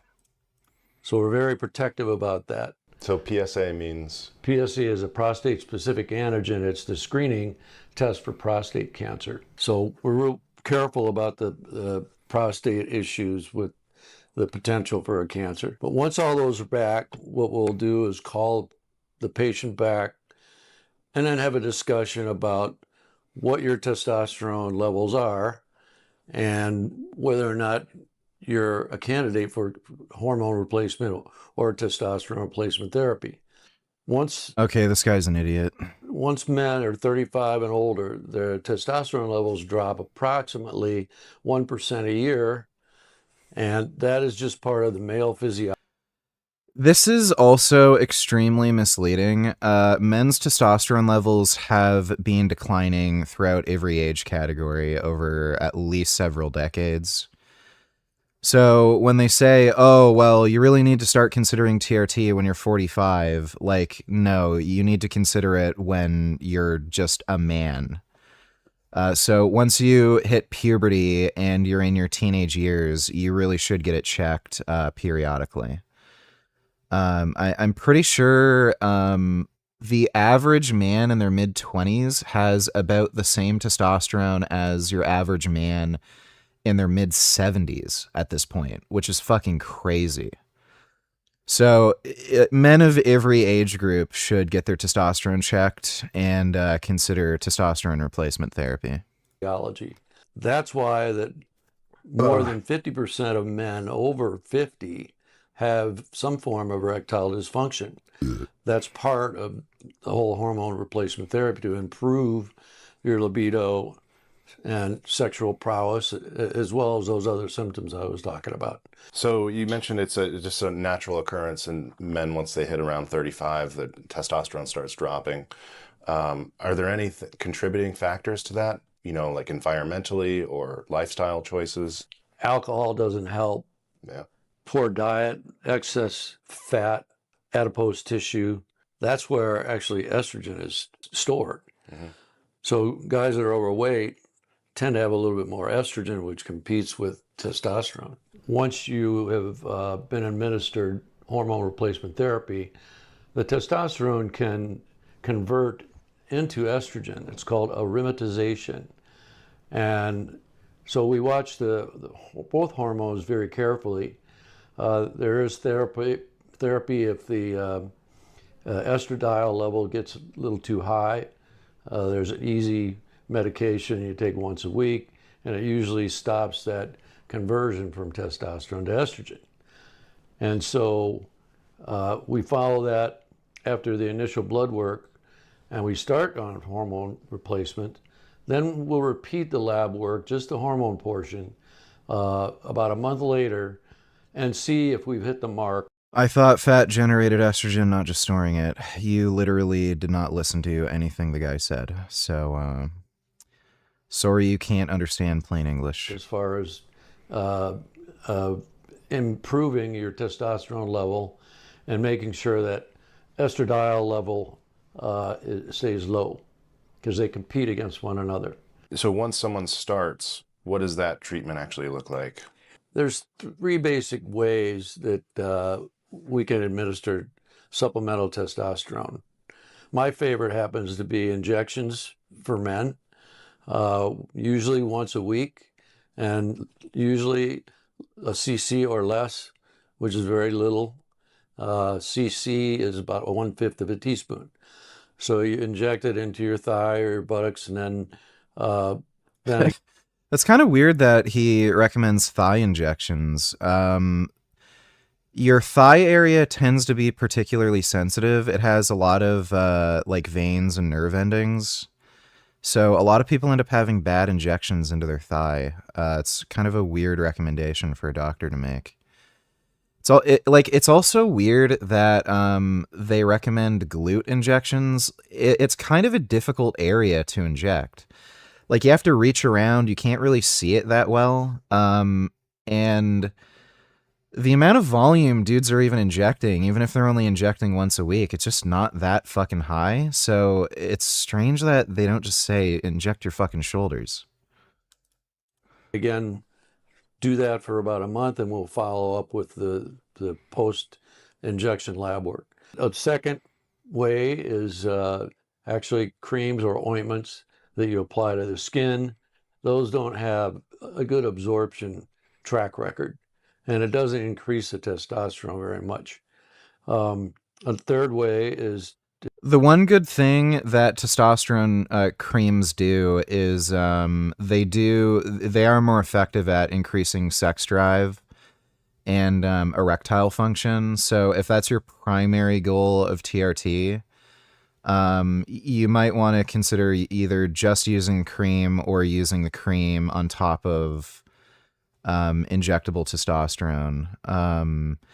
It's kind of a weird thing, though, because you're supposed to rub the cream onto your balls, and usually within about like 30 minutes to an hour, you start getting ridiculously fucking horny, and then you still have the testosterone cream on your nuts. So if you try to have sex, you're probably going to contaminate your partner with testosterone that she doesn't want.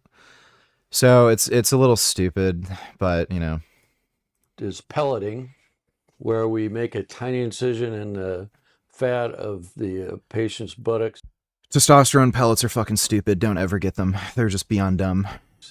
About 1/4 of an inch, and insert these rice-like looking pellets, and that over time, for men, 5 to 6 months, will absorb and dissolve and keep a rather steady state of testosterone. We stay away from that for real athletic men that don't have a lot of fat. It tends to cause extrusion sometimes, and I'm saying sometimes less than 5%. but still, it's a risk factor. And with the shots, I can control the dosages and the ultimate testosterone levels a lot easier. If I overshoot the dosage and it ends up too high, I just back off the testosterone by injection. If it's too low, I just increase it. Very simple, very easy. One thing they also need to know, guys, is that all these oral things you see on advertisements like the Big Hurt and Doug Flutie, they don't work because they go into the stomach, and the stomach has a high pH, actually low pH level, and it denatures the medication. So so those don't work. They're just a waste of your money. And so what kind of benefits do you see? If you want to maximize testosterone naturally, what can you do besides sleeping and eating enough? Inject all natural testosterone. If you have androgen deficiency, like in all likelihood, the only way to treat it is going to be, it's going to be taking testosterone. Even mild zinc deficiencies can actually really impact your testosterone. It can cut it down to nearly half, and that's with, again, pretty mild zinc deficiencies. So, like, even if you're on testosterone, you should take zinc. It has an effect on, like, it's an important mineral that makes the androgen receptor work properly. But every dude should be taking at least 25 milligrams of zinc daily as a supplement. Yeah, 25 to 50. I take a 50 milligram zinc supplement every day. That's really the only other thing that's gonna help, like, outside of reducing stress, getting enough sleep, eating well, exercising, staying at a low body fat percentage, and again, not being like zinc deficient. Like, there's not really anything you're gonna do about androgen deficiency outside of taking testosterone. In someone who starts taking TRT? Patients come in Well, yeah, and that goes without saying. Alcohol, or probably just drug use in general, that's going to also tank your testosterone. after we start them on TRT, and their brain fog is generally better. Their mental focus is clear. They have a lot more energy. They gain muscle mass a lot quicker if you work out. Their energy levels get higher. Their libido gets better, maybe more. That's something that is really, really understated, by the way, the cognitive effects of testosterone. There are dudes with severe androgen deficiency that are literally retarded when their testosterone is low. Like, actually, you think they're like they suffered a stroke. It's bizarre. I've seen some doctors talk about it, where they had a patient come in. They actually thought they suffered like some kind of stroke or traumatic brain injury. They checked their testosterone, and like their test was in just, like low double digits, like 80 or something. And they act like complete brain damaged retards. And then once they're on TRT and their levels go to like even just like middle of the normal range, like 500 milligrams or something, like then they're actually smart and articulate and fast, and like they think like a normal person. Low testosterone actually makes you an idiot. Morning erections as well. All those are the great benefits of testosterone. Also, oftentimes patients will lose weight because of the extra energy and. Is it possible to maintain proper T levels your whole life with lifestyle, or will TRT always be needed at some point? It entirely depends. It's like asking me, is it possible to not get heart disease from smoking cigarettes? Like, yeah. There are people with weird genetic mutations where they are immune to the negative effects of cigarette smoking. They can smoke 2 packs of cigarettes a day.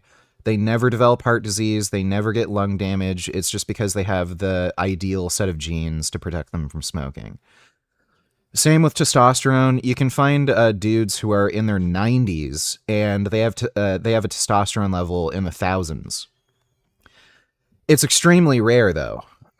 So like, yeah, it's possible, but like nobody had like again, no one you come across has test levels in the thousands these days. I think the average for a 20-year-old male at this point is like 480, which is extremely low for a man in their 20s. So the like at this point, the majority, and I mean the vast, vast majority of men, they really do need TRT to function optimally. You might think you're fine, you know, walking around with a testosterone level of like 480, but once you like double or triple or quadruple it, you're gonna realize, oh, I was not functioning at like proper full capacity. So I really think like nearly every man should just be on testosterone. Most men seem to feel the best when their test is over 2,000. And again, you're never going to get to those levels naturally with like diet, lifestyle, and all that crap. It's just not in the cards. And metabolism is improved. Can you talk a little bit about the risks or the cons? Like, what are some potential negative? There are basically no risks to TRT. Assuming, again, you take an appropriate dose and you know what you're doing. Some people hyperaromatize and then they get estrogen side effects like water retention, bloating, high blood pressure, some mood problems. But again, like that can just be, you can either adjust the dose or you can just add in an aromatase inhibitor. Some people hyperconvert to DHT, which generally isn't a problem, but some people get really oily skin and acne. Usually it's not actually the DHT that causes benign prostatic hyperplasia. Like some people who go on TRT, they notice prostate swelling where they get pain around their prostate and they have difficulty urinating and it swells up. That's actually not really from the DHT. That's more from their prostate just having a weird, like a weirdly, a super high amount of androgen receptors, or they have very sensitive androgen receptors. It's not just that they have a high amount of DHT. Same with like hair loss. Like people link DHT to hair loss. It's not really so much having like a lot of DHT. It's more just the sensitivity of the androgen receptors in your scalp. So yeah, like there are potential but again, it's like it's so fucking rare. You can look at the research on testosterone. It is arguably the most well-tolerated drug in existence. The only thing that might compete for it is like blood pressure meds, like ARBs, beta blockers, ACE inhibitors, but even then people report side effects like muscle cramps. You can get like that weird potassium like poisoning from an ARB. Usually that doesn't happen though. Again, like dizziness, lightheadedness. Some people get like erectile dysfunction from the beta blockers because their heart rate slows down and like weird shit happens. But yeah, testosterone is arguably the most well-tolerated drug ever made. Extremely, extremely benign. It just makes you feel good. You feel souped up, like you're running at full capacity.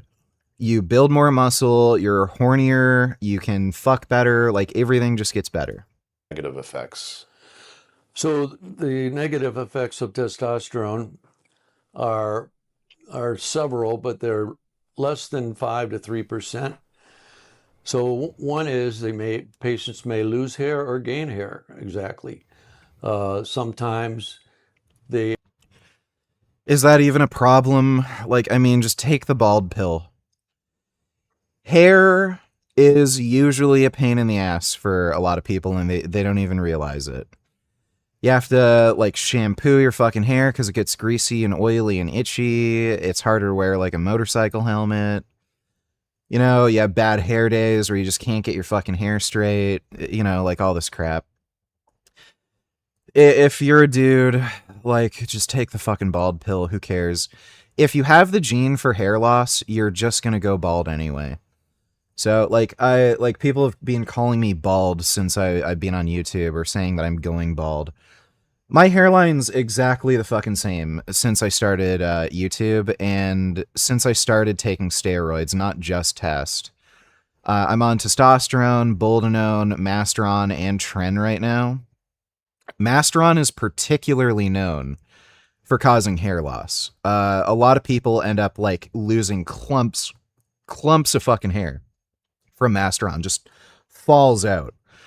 I haven't noticed any recession since starting taking steroids. That's probably just because I don't have the gene for hair loss, like at least to not a significant extent. Like, my dad didn't start going bald until he was 60. So it's just genetic. If you have the gene for hair loss, you may notice hair loss faster on TRT, but you're gonna fucking lose it anyway, so who gives a shit? Actually, the PSA will go elevate falsely, only due to the testosterone. Sometimes they get... So again, PSA means fucking nothing. Literally nothing. It doesn't mean you're at high risk of cancer. All it means is your PSA is elevated. That's it. A little acne, some extra pimples, and also if the patient's considering having children, it lowers sperm counts, and fairly significantly, and usually will come back over a year's period of time. But if they're considering having children pretty highly, So it's like remarkably rare that people have permanent infertility from taking steroids, period. And I mean, like, you're talking about dudes blasting fucking gear who are trying to be pro bodybuilders. Very rare that you see anybody having permanent infertility. So once you come off steroids, usually what happens is your testosterone goes back to normal or almost normal. You might have some permanent suppression, but your sperm count is high enough where you can get a girl pregnant. And there's modern fertility drugs like HCG, where if you're just on TRT, you can take HCG, not even bother coming off test. And again, you're going to be producing enough sperm to have kids. And we're talking about dudes who are on testosterone for decades, being able to have kids just fine without ever having to come off. So the infertility issues with TRT, massively overblown. If you're in a weird situation where even after coming off TRT and using HCG, you still can't have kids or whatever other modern fertility treatments, then in all likelihood, you were already infertile before all this TRT shit. Like, infertility does affect a pretty substantial amount of the population. About 5% of people have infertility problems. stay away from testosterone replacement until they figure out their family situation. If someone wants to come off of TRT down the road, what does that look like? Okay, there's no reason you can't stop TRT even suddenly. I tend to use just a slower halt in the therapy, just because you're not going to feel very good after you come off of it cold turkey. And that is often not the case, at least for younger dudes. Connor Sinan actually made a video about this that was really interesting. I think Sinan is like maybe 28, 29 or something. I don't know if he's quite 30 yet, but he was on steroids. He ended up getting arrested in Japan, and I think he spent a month or two in Japanese prison, and he got his testosterone checked. It was actually exactly where it was before he started taking steroids. Within like a month or two. So he was on high doses of steroids, went off cold turkey when he got arrested.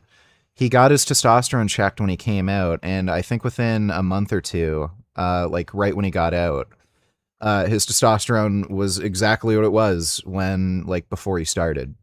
So, and he said he didn't feel like super suppressed and crashed and depressed or anything. So it's not it's not always the case. Ronnie Coleman also talked about this. He said when he trained for the Mr. Olympia competition, he would be so fucking drained and exhausted from competing.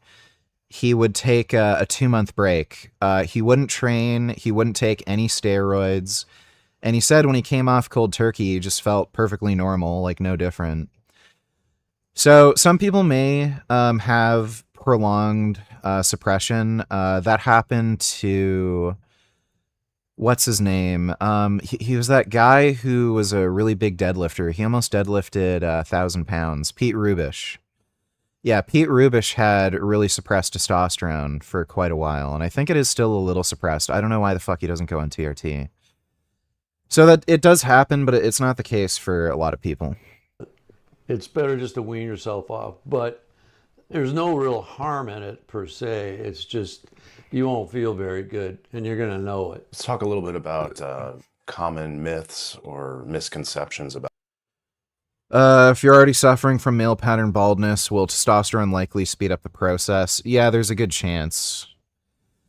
Again, it depends. Like, it's not going to be the case for everybody, but there is a good chance. And again, if you add in other compounds like Masteron, then that might really accelerate it. Like, some people are just hypersensitive to certain steroids for hair loss. I know some people, Tren is something that makes them lose a fuck ton of hair, whereas other steroids are safe for their hair.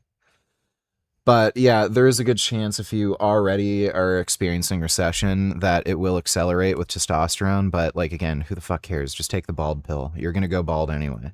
About TRT, is there anything that stands out to you? Like, people have this idea of it, of what it is, and they're just totally off about it, or any sort of old wives' tales? Okay, some myths about testosterone replacement or hormone replacement in general, especially for females. The FDA has removed the black box warning on hormone replacement therapy about 4 months ago, and because of that warning, there was a whole generation of women, especially 25 years of bad science, bad interpretation, that they were not afforded hormone replacement because the doctors were scared that they were going to get breast cancer, which is a big myth. It doesn't happen. It's no different than in a normal individual. So that's why they removed the warning. For guys, the myth. Tren can cause insomnia. I think you're going to be more prone to having insomnia on Tren if you're taking Tren Ace and at higher doses. So the shorter acting steroids are going to have more of an effect at interrupting sleep. So if you take Tren and Enthate, it's probably less likely to impact sleep. And again, dosage also plays a role, right? So if you're taking like a fucking gram of Tren a week, you're way more likely to suffer sleeplessness than if you're just taking like 100 milligrams. It's going to cause prostate cancer. No. If you have it, then it'll make it worse. But that is not true. Doesn't cause prostate cancer. So those two things are probably the biggest myth. What's the most surprising thing that guys realize that are considering TRT? Well, you want me to be crude? Sure, yeah. No. Well, let's just put it this way. Essentially, they're more virile, their self-esteem gets better, their marriages improve. Sometimes I've had a few patients that got married because of hormone replacement. And it's amazing how that relationship between a husband and wife is improved. That's the most satisfying thing I think that I do in this job. And I watch families flourish and grow and have just a great time with each other because so many things improve in their lives. So the sex life sex life gets better, and nice. Certainly Darius behind the camera is all about it. So there's no doubt about that. Your erections get get better. You get morning erections, I might have mentioned.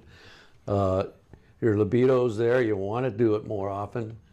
And the women really appreciate that. Nice. So it's a great hormone based for men and women.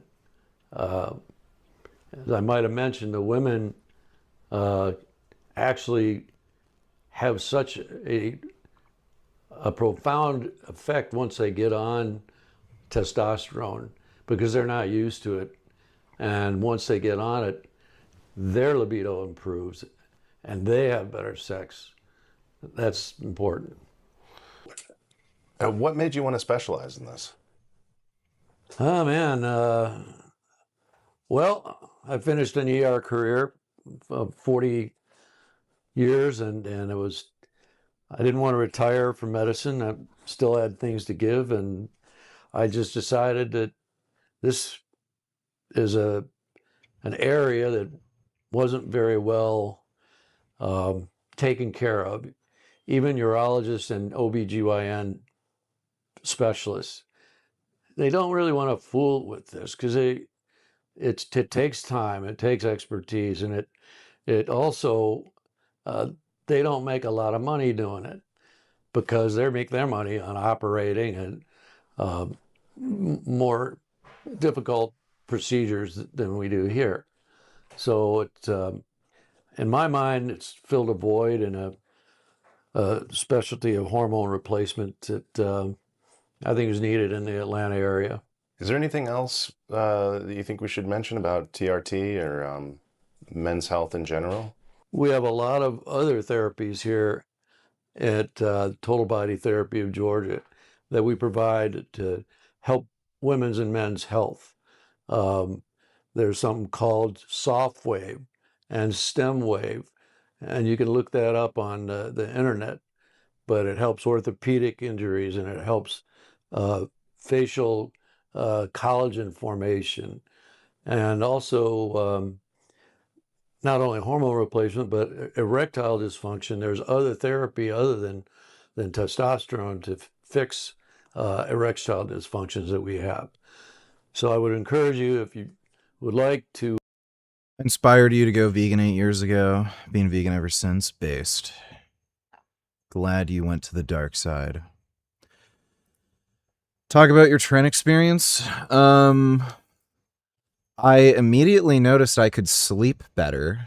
I started off on, well, I'm still taking it. I'm planning on upping the dose slightly. But I started off on just 14 milligrams a day, which works out to 98 milligrams a week. So it's basically 100 milligrams a week. Yeah, I noticed immediately I could sleep better, which was kind of surprising because Trent's known for causing insomnia. And I also noticed that my mood substantially improved. I was a lot more calm, relaxed, less agitated. I don't get angry as easily. People have a harder time setting me off. Just a lot more chill, laid back. And I noticed an improvement in just motivation. So when I wake up, it's probably just from better sleep. But yeah, I just have a bit more energy and I'm kind of ready to go start the day kind of thing. Definitely improves strength. Makes you look leaner and harder. And I think it's been helping with the weight loss.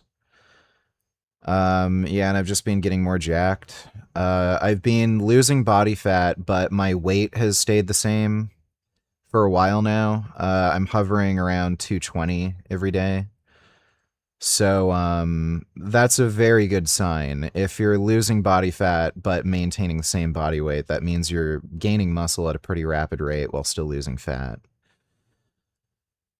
So, yeah. Trend's been good so far. Benjamin Netanyahu is not welcome in New York City, nor is any other war criminal at large. Ask you about Mamdani. He's exploring ways. I'm obsessed with him. He's doing a great job. If you had a friend that committed war crimes. Ilhan Omar, she should be locked in jail or deported. Just fucking disgusting bitch. I'll come to New York. Mamdani is a piece of human garbage. This guy is an anti-American Islamo-Nazi and is a threat to everything America. There is absolutely no evidence that testosterone is related to aggression. Stands for. We cannot normalize what is happening in our city. Mamdani continues to send a message to us, to isolate us, to divide us. How you doing? This is Sahar TV, and the backlash against the New York City Mayor Zohran Mamdani continues after he said he would arrest Benjamin Netanyahu if he ever steps foot in New York City, but now he realized he can't do anything. We'll see the response of Benjamin Netanyahu and a few other people, and yeah, let's watch. So I'm playing this first video just to remind you what Zohran Mamdani said after he realized he can't do anything. Watch. My administration has reviewed every avenue available under applicable law. Yeah, we've seen It's the Holocaust.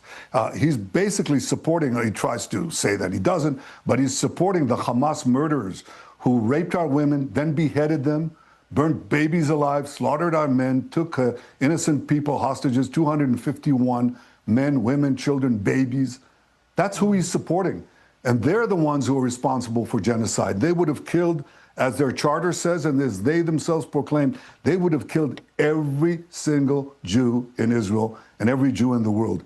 So the genocide charge belongs to our enemies. What we're doing is try to fight this genocidal terrorist organization that embeds itself based population against. I'll come to New York. Okay. And that was my question. Would you come to New York? About Mamdani, he's exploring ways. Obsessed with him. He's doing. Mamdani is more popular with Jewish New Yorkers than Bibi Netanyahu is, and Bibi Netanyahu has arguably, mishandled October 7th. There were, clear warnings that something was going. Dude, it's just so fucking retarded. To happen, and 2024 to 2025. He's well aware of these numbers, all right? New York led the nation in anti-Semitic assaults, harassment, and vandalism. 85 of the 90 anti- said about the matter. We screw up stuff like anything else. So let me just get right to this one. Little bit of a mild language alert here, folks, if your kids are listening. Scumbag Mamdani just gave up the whole game yesterday. Scumbag. Mamdani is a piece of human garbage.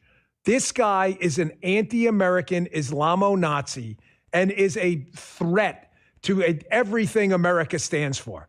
He is a lying sack of garbage. He is a total, complete life loser who is just, he lies through his teeth to people because he's an Islamo fanatic. That's what he is. He had insisted on the campaign trail running for mayor of New York. He had insisted we're going to arrest Benjamin Netanyahu because he appeals to weak-minded people who hear Netanyahu in Israel and logic goes out the window. You're going to arrest a foreign head of state at the UN? Really? We're going to arrest all of the tyrants that we allow into the country to talk at the UN? Like, did you ever talk? And I'm not even suggesting Netanyahu's a tyrant. I'm just telling you, you know how many shitheads we let into the country to talk and negotiate at the UN? You know how many UNs I worked? I should have brought my pins. I got pins in my office from every Secret Service UN I worked. I got a whole boatload of pins sitting in my this little case here. It was asinine. Why am I bringing this up now? Because, ladies and gentlemen, stupid is a choice. Only idiots believe this moron that he was going to arrest Netanyahu when he popped into New York for the... Only idiots believe that. They chose to believe it. The problem with imbeciles and idiots believing stupid stuff is when the stupid stuff becomes like a red line issue of passion for your voters. Like now they want to see handcuffs on this guy. Now Mamdani's forced to admit he's a scumbag liar, which is all he is. He's a piece of shit. And he always has. Building a Do you have link/source for gear emoji, gear in Canada? george.mejas@gmail.com. Thanks, love the content. Yeah, just message me on Instagram. I can give you a gear source. Thanks for the donation, Paul. shared understanding that there are crimes so grave they offend all of humanity. Anyone, with their eyes, with their heart, with their conscience, should recognize the devastation he has wrought and understand that he belongs before a court of law. As I've said, I agree with the ICC. Socialism is good. It stops evil rich parasites, right? That's why every country that tries it is broke as fuck, they're corrupt as shit, and wealth is even more centralized. Because I was a little foggy this morning. Justin had to correct me. All right, we've seen all the shit. It's time to suffer.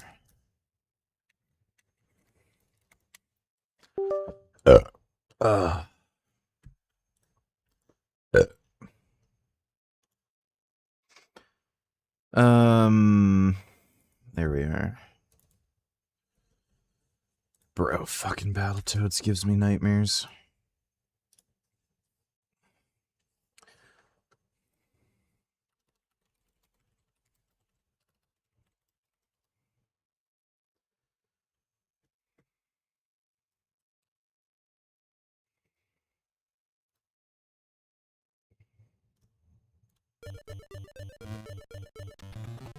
Where did I put the save state?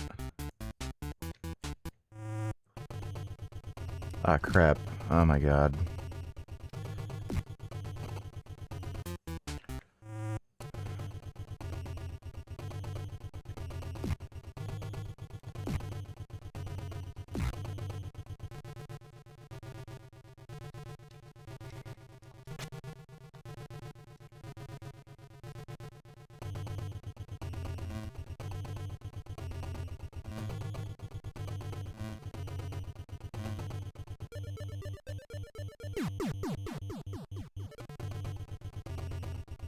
Fucking can't with this game, dude.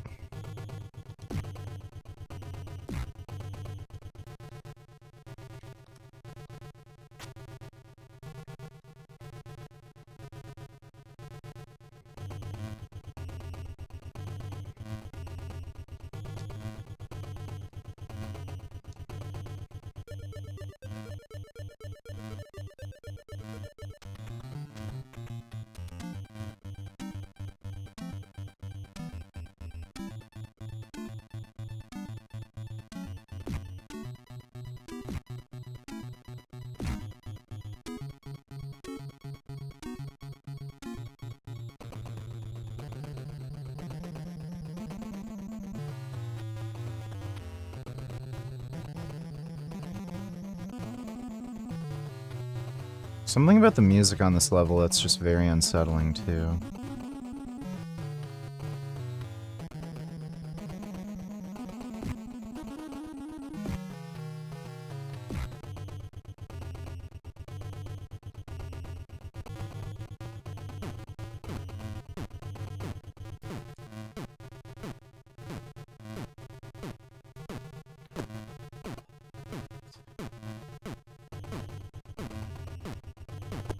Oh my god.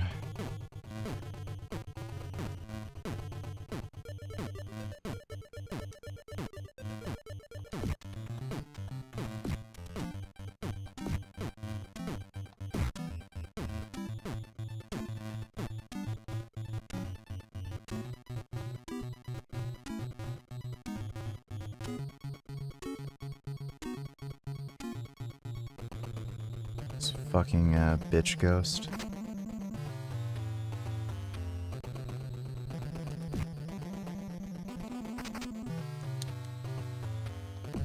Oh, crap. You gotta be fucking shitting me, dude. Oh. Son of a bitch. Yeah, I'm gonna play more racing games soon, don't worry. My shoulder's definitely good enough where I can use the racing wheel again. I fucked up my shoulder.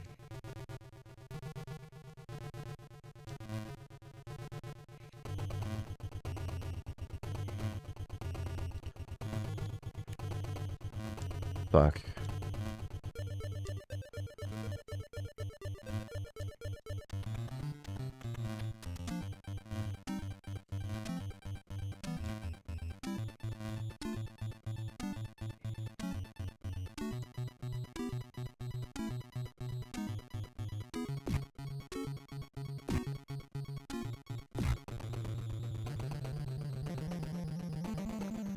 My shoulder just got fucked up. It was kind of hurting, and I was able to train through it, but then I woke up the next morning and it just really fucking hurt.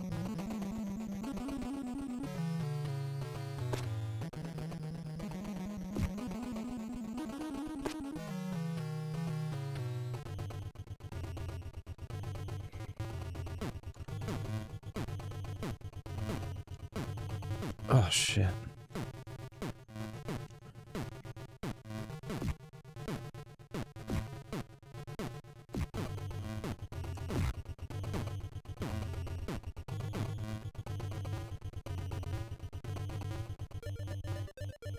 This is where that dumb,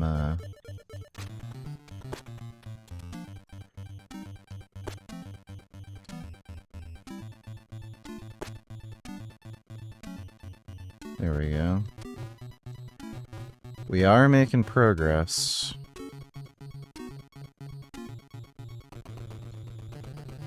Fuck, dude.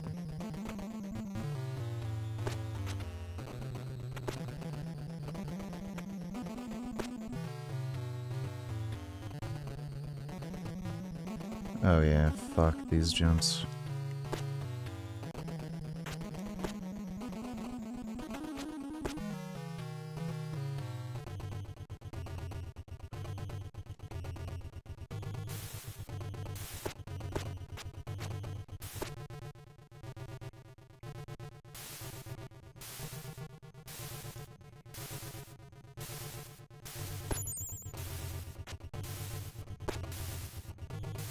What? It didn't even hit me.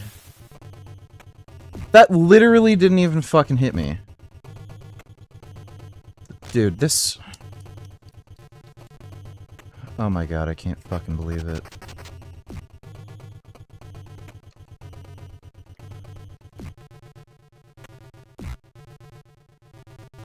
What a fucking piss off.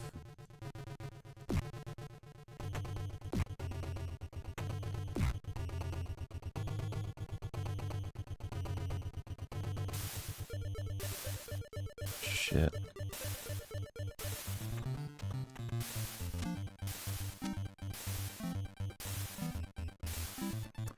Damn it. Ah, fuck.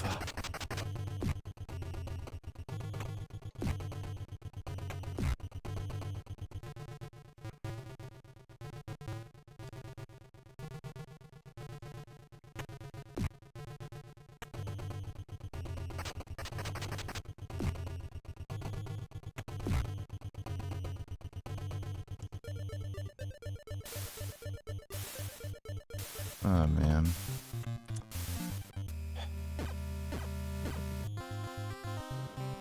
This is rough. Oh, dude, just... My ass is so fucking sore, too.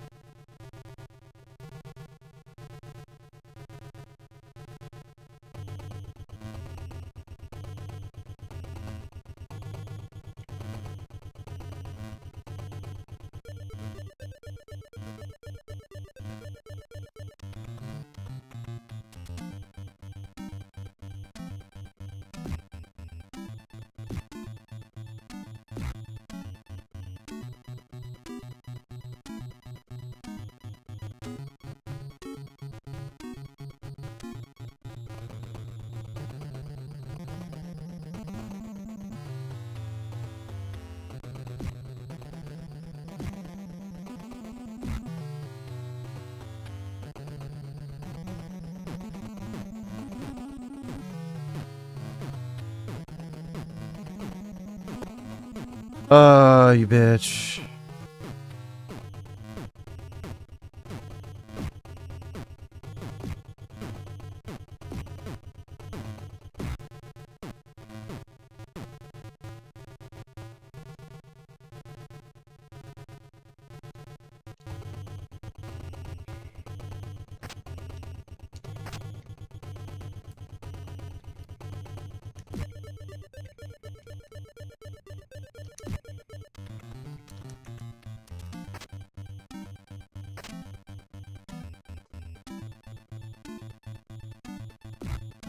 There we go.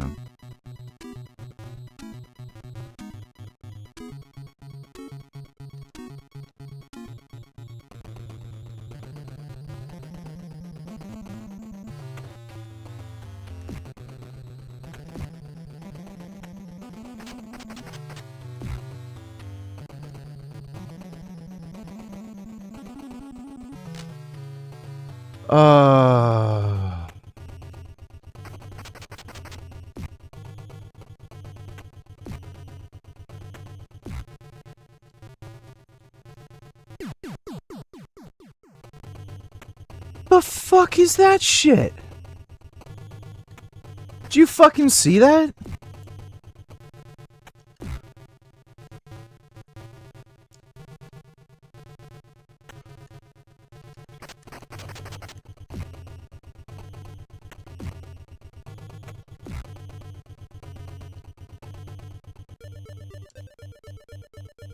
That was absolutely diabolical.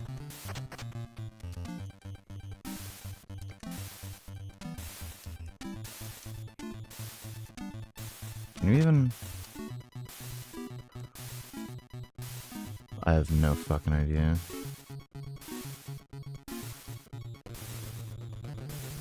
Oh,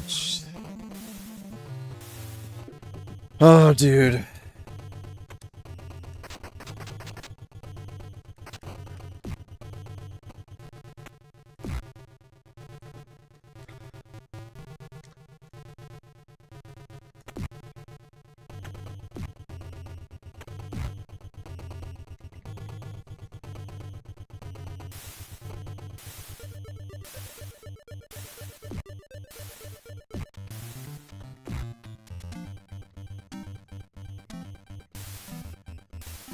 Fuck me in the ass.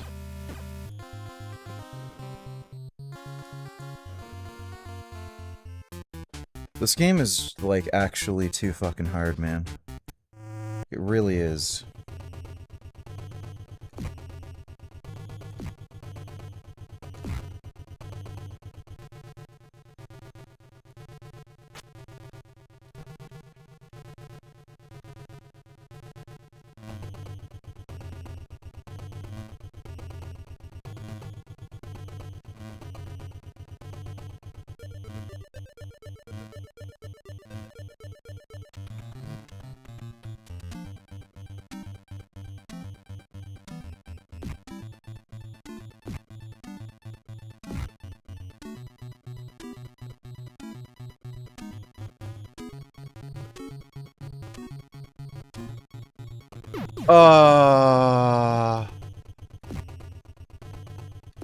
I don't know how I fucked that up.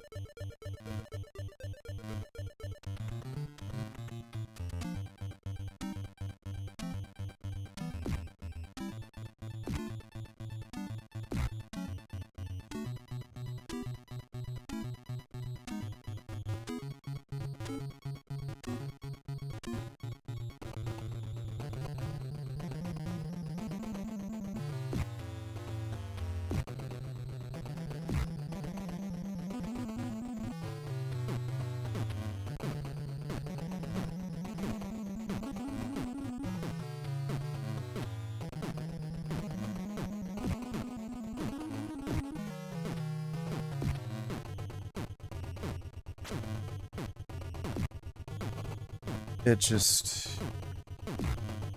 so relentless.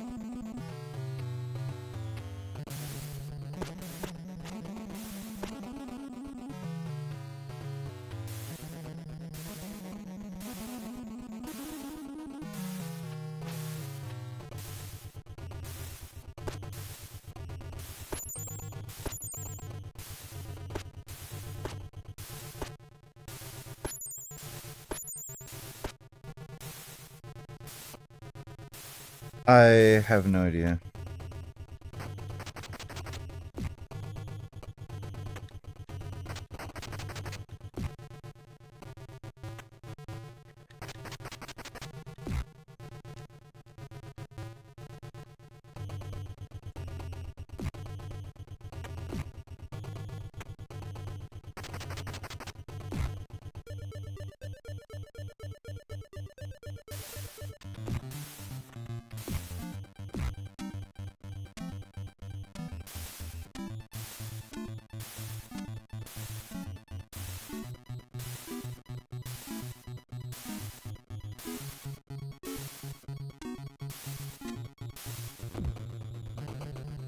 You have to be fucking shitting me.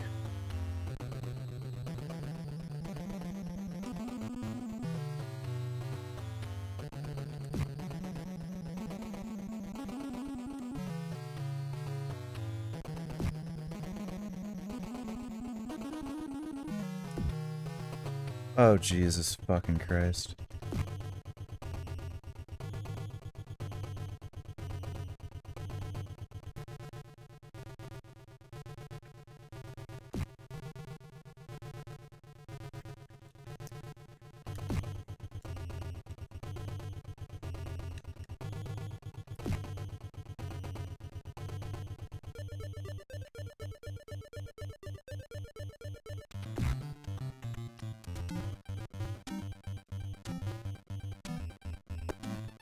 Oh, yes. Yeah.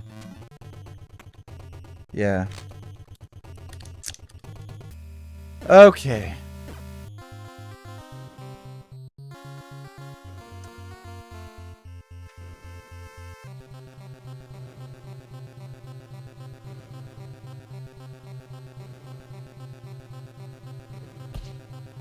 That's all I can handle.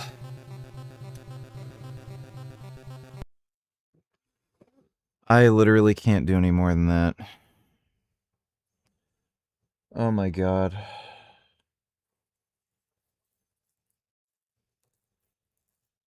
That game is fucking rough.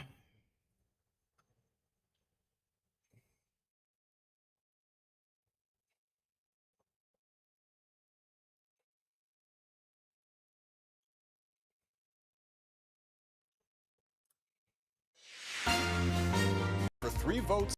21-year-old Abdul Balu, the man suspected of plowing this van into a massive crowd of people Saturday during a pride parade in Berlin's Tiergarten Park, then attacking others with a machete, is now dead. According to Berlin police, Balu was found around 6 p.m. local time at a garden shed in Berlin's Spandau district, about 11 kilometers from where the attack took place. Der Tatverdächtige ist hier mit einer... Police say when they discovered Balu, he charged at them with a knife and was shot dead by police on the scene. One woman was killed and at least 29 others were See you later. Let's see if you get those virgins in the afterlife, dipshit. injured in Saturday's attack as parade goers celebrated Christopher Street Day, one of Europe's largest LGBTQ+ celebrations. This video showing crowds being evacuated just moments after the attack. Large crowds gathered outside of Berlin's Brandenburg Gate earlier Sunday, trying to make sense of what happened. Ein Fest von Toleranz und Liebe so angreift. Your government is letting in radical Islamists. That's what happened. Like this woman asking how someone can attack a celebration based on love and tolerance. Yeah, it's called Islam. Yeah, feeling not free Dude. here at the moment. You know, some people very right, you know, AfD, yes, it's not good, but it makes not comfortable. Und wir werden nicht zulassen. Outside a church in Berlin Sunday, German Chancellor Friedrich Merz urged people to not be intimidated, vowing not to allow the, quote, poison of terrorism to spread throughout society. Authorities believe Saturday's attack is an Islamist terrorist plot. In der Vergangenheit auffällig war. According to Germany's interior minister, Balu was already known to police for committing other crimes and had a history of radicalization. Like, is this guy even German born or is he a fucking immigrant? Like, that would make it even more hilarious. Violent fucking Muslim. Let's just let him stay here. Balou is a German national of Lebanese descent. Authorities say he made several attempts to leave Germany to join the Islamic State. Candace Cole. Like, oh my god. You can't make this shit up. Global News, Washington. Toronto police are investigating after 2 Jewish-owned bakeries were targeted by suspected hate attacks. Officers were called to both locations just 20 minutes apart. Oh yeah, the bagel windows bar. were shattered, and one of the businesses was struck by gunfire at around 8 o'clock this morning. No one was injured. Prime Minister... Yes, but the priority of the Liberal government is combating Islamophobia. Mark Carney has called 3 by-elections to be held this summer in BC, Ontario, and Quebec. The votes will take place on August 31st, and the Liberals will need to win at least one of the 3 to maintain their majority. Jillian Piper reports on the candidates and the stakes. The race is on in North Vancouver, Capilano, one of... Please, please, fuck. Please, for the love of fuck. I really want them to lose their majority. That'd be great. 3 by-elections that will test the Liberals' razor-thin majority. This is a really important by-election. Longtime Liberal Braden Cayley, who served as a former advisor to Mark Carney, running to replace former Cabinet Minister Jonathan Wilkinson, despite not living in the riding for more than a decade. We're focused on bringing people together, real solutions, a real plan, real prosperity for people here. Meanwhile, Conservative lawyer Stephen Curran highlights his local roots. He walks the same.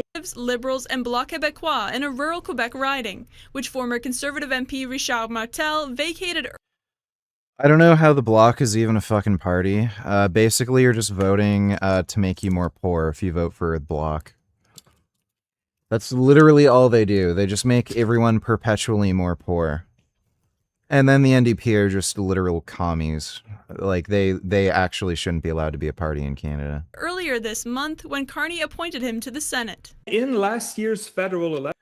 Dude, did you see this guy? Earlier this month, when... What the hell is this? Like, by the way, most of these people are rich. Imagine being rich and not doing anything about your fucking jagged corn niblets for teeth. When Carney appointed him to the Senate. In last year's federal election, we saw only 3 points separating first to third place. This is a test for Mark Carney to see how well he's doing in Francophone Quebec. It's also a test for Conservative leader Pierre Poilievre. 5 MPs have left Poilievre's caucus since the last federal election, and public Conservative infighting in recent weeks has prompted questions over his ability to unite the party. Nothing would slow that down or silence that like a couple of by-election victories. Carney's government already pulling out some major stops that could win favor with by-election voters. The Billy Bishop Airport in Toronto now seemingly has been resolved through a very quick review of the consultation before the by-election call. After these 3 votes on August 31st, Canadian politics is just retarded. That's all it really is, just retarded.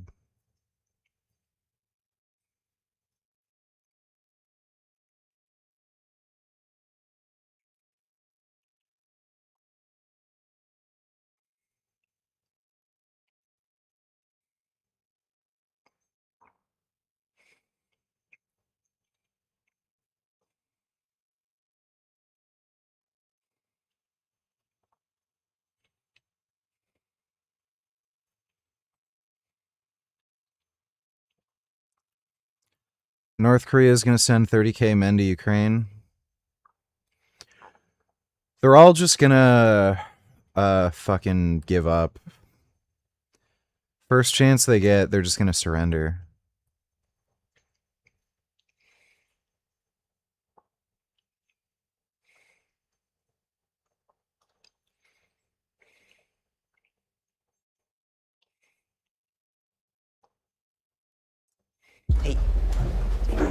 Hey, man, I gotta be 7. Do you know where I can take this? Excuse me, oh my God. Anybody order a kidney or liver or whatever this is? Anybody. It seems like it's kind of important. Hey, you got time for another run? No, I'm wrapped up for the... It's outside the zone, so it pays double. I could do that. Sweetheart, I'm sorry. The signal sucks here. Can you hear me? I'm gonna stay with Katie for a bit, I think. Michelle, please do not go stay with freaking Katie. Also hurts my feelings that you don't even care enough to come home and have this conversation. Seriously, I'm working. This could be some 8-year-old boy's heart or someone's mom's brain.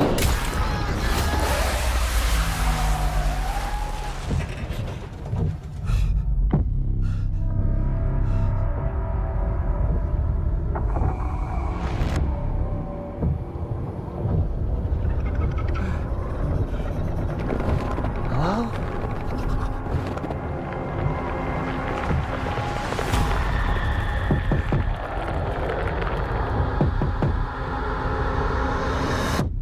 Hello? There's an emergency here. I was wondering if I could use your phone. Hi, you've reached Michelle. Leave a message. Hey, baby, I'm really sorry that we got disconnected earlier. Some things have happened, and I can't get a hold of police. Bullets. Could you just call me back on this number, please? I love you. Here we go.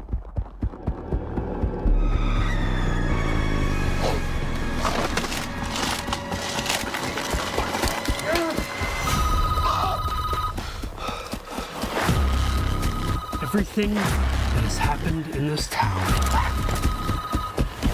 transpired in a matter of hours. You've got no idea what you've got there in your hands.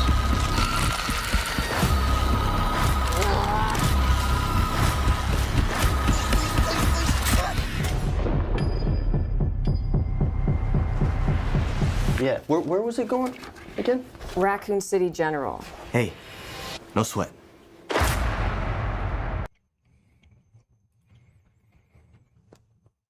Could be good. It's a weird idea for a Resident Evil film, but could be good.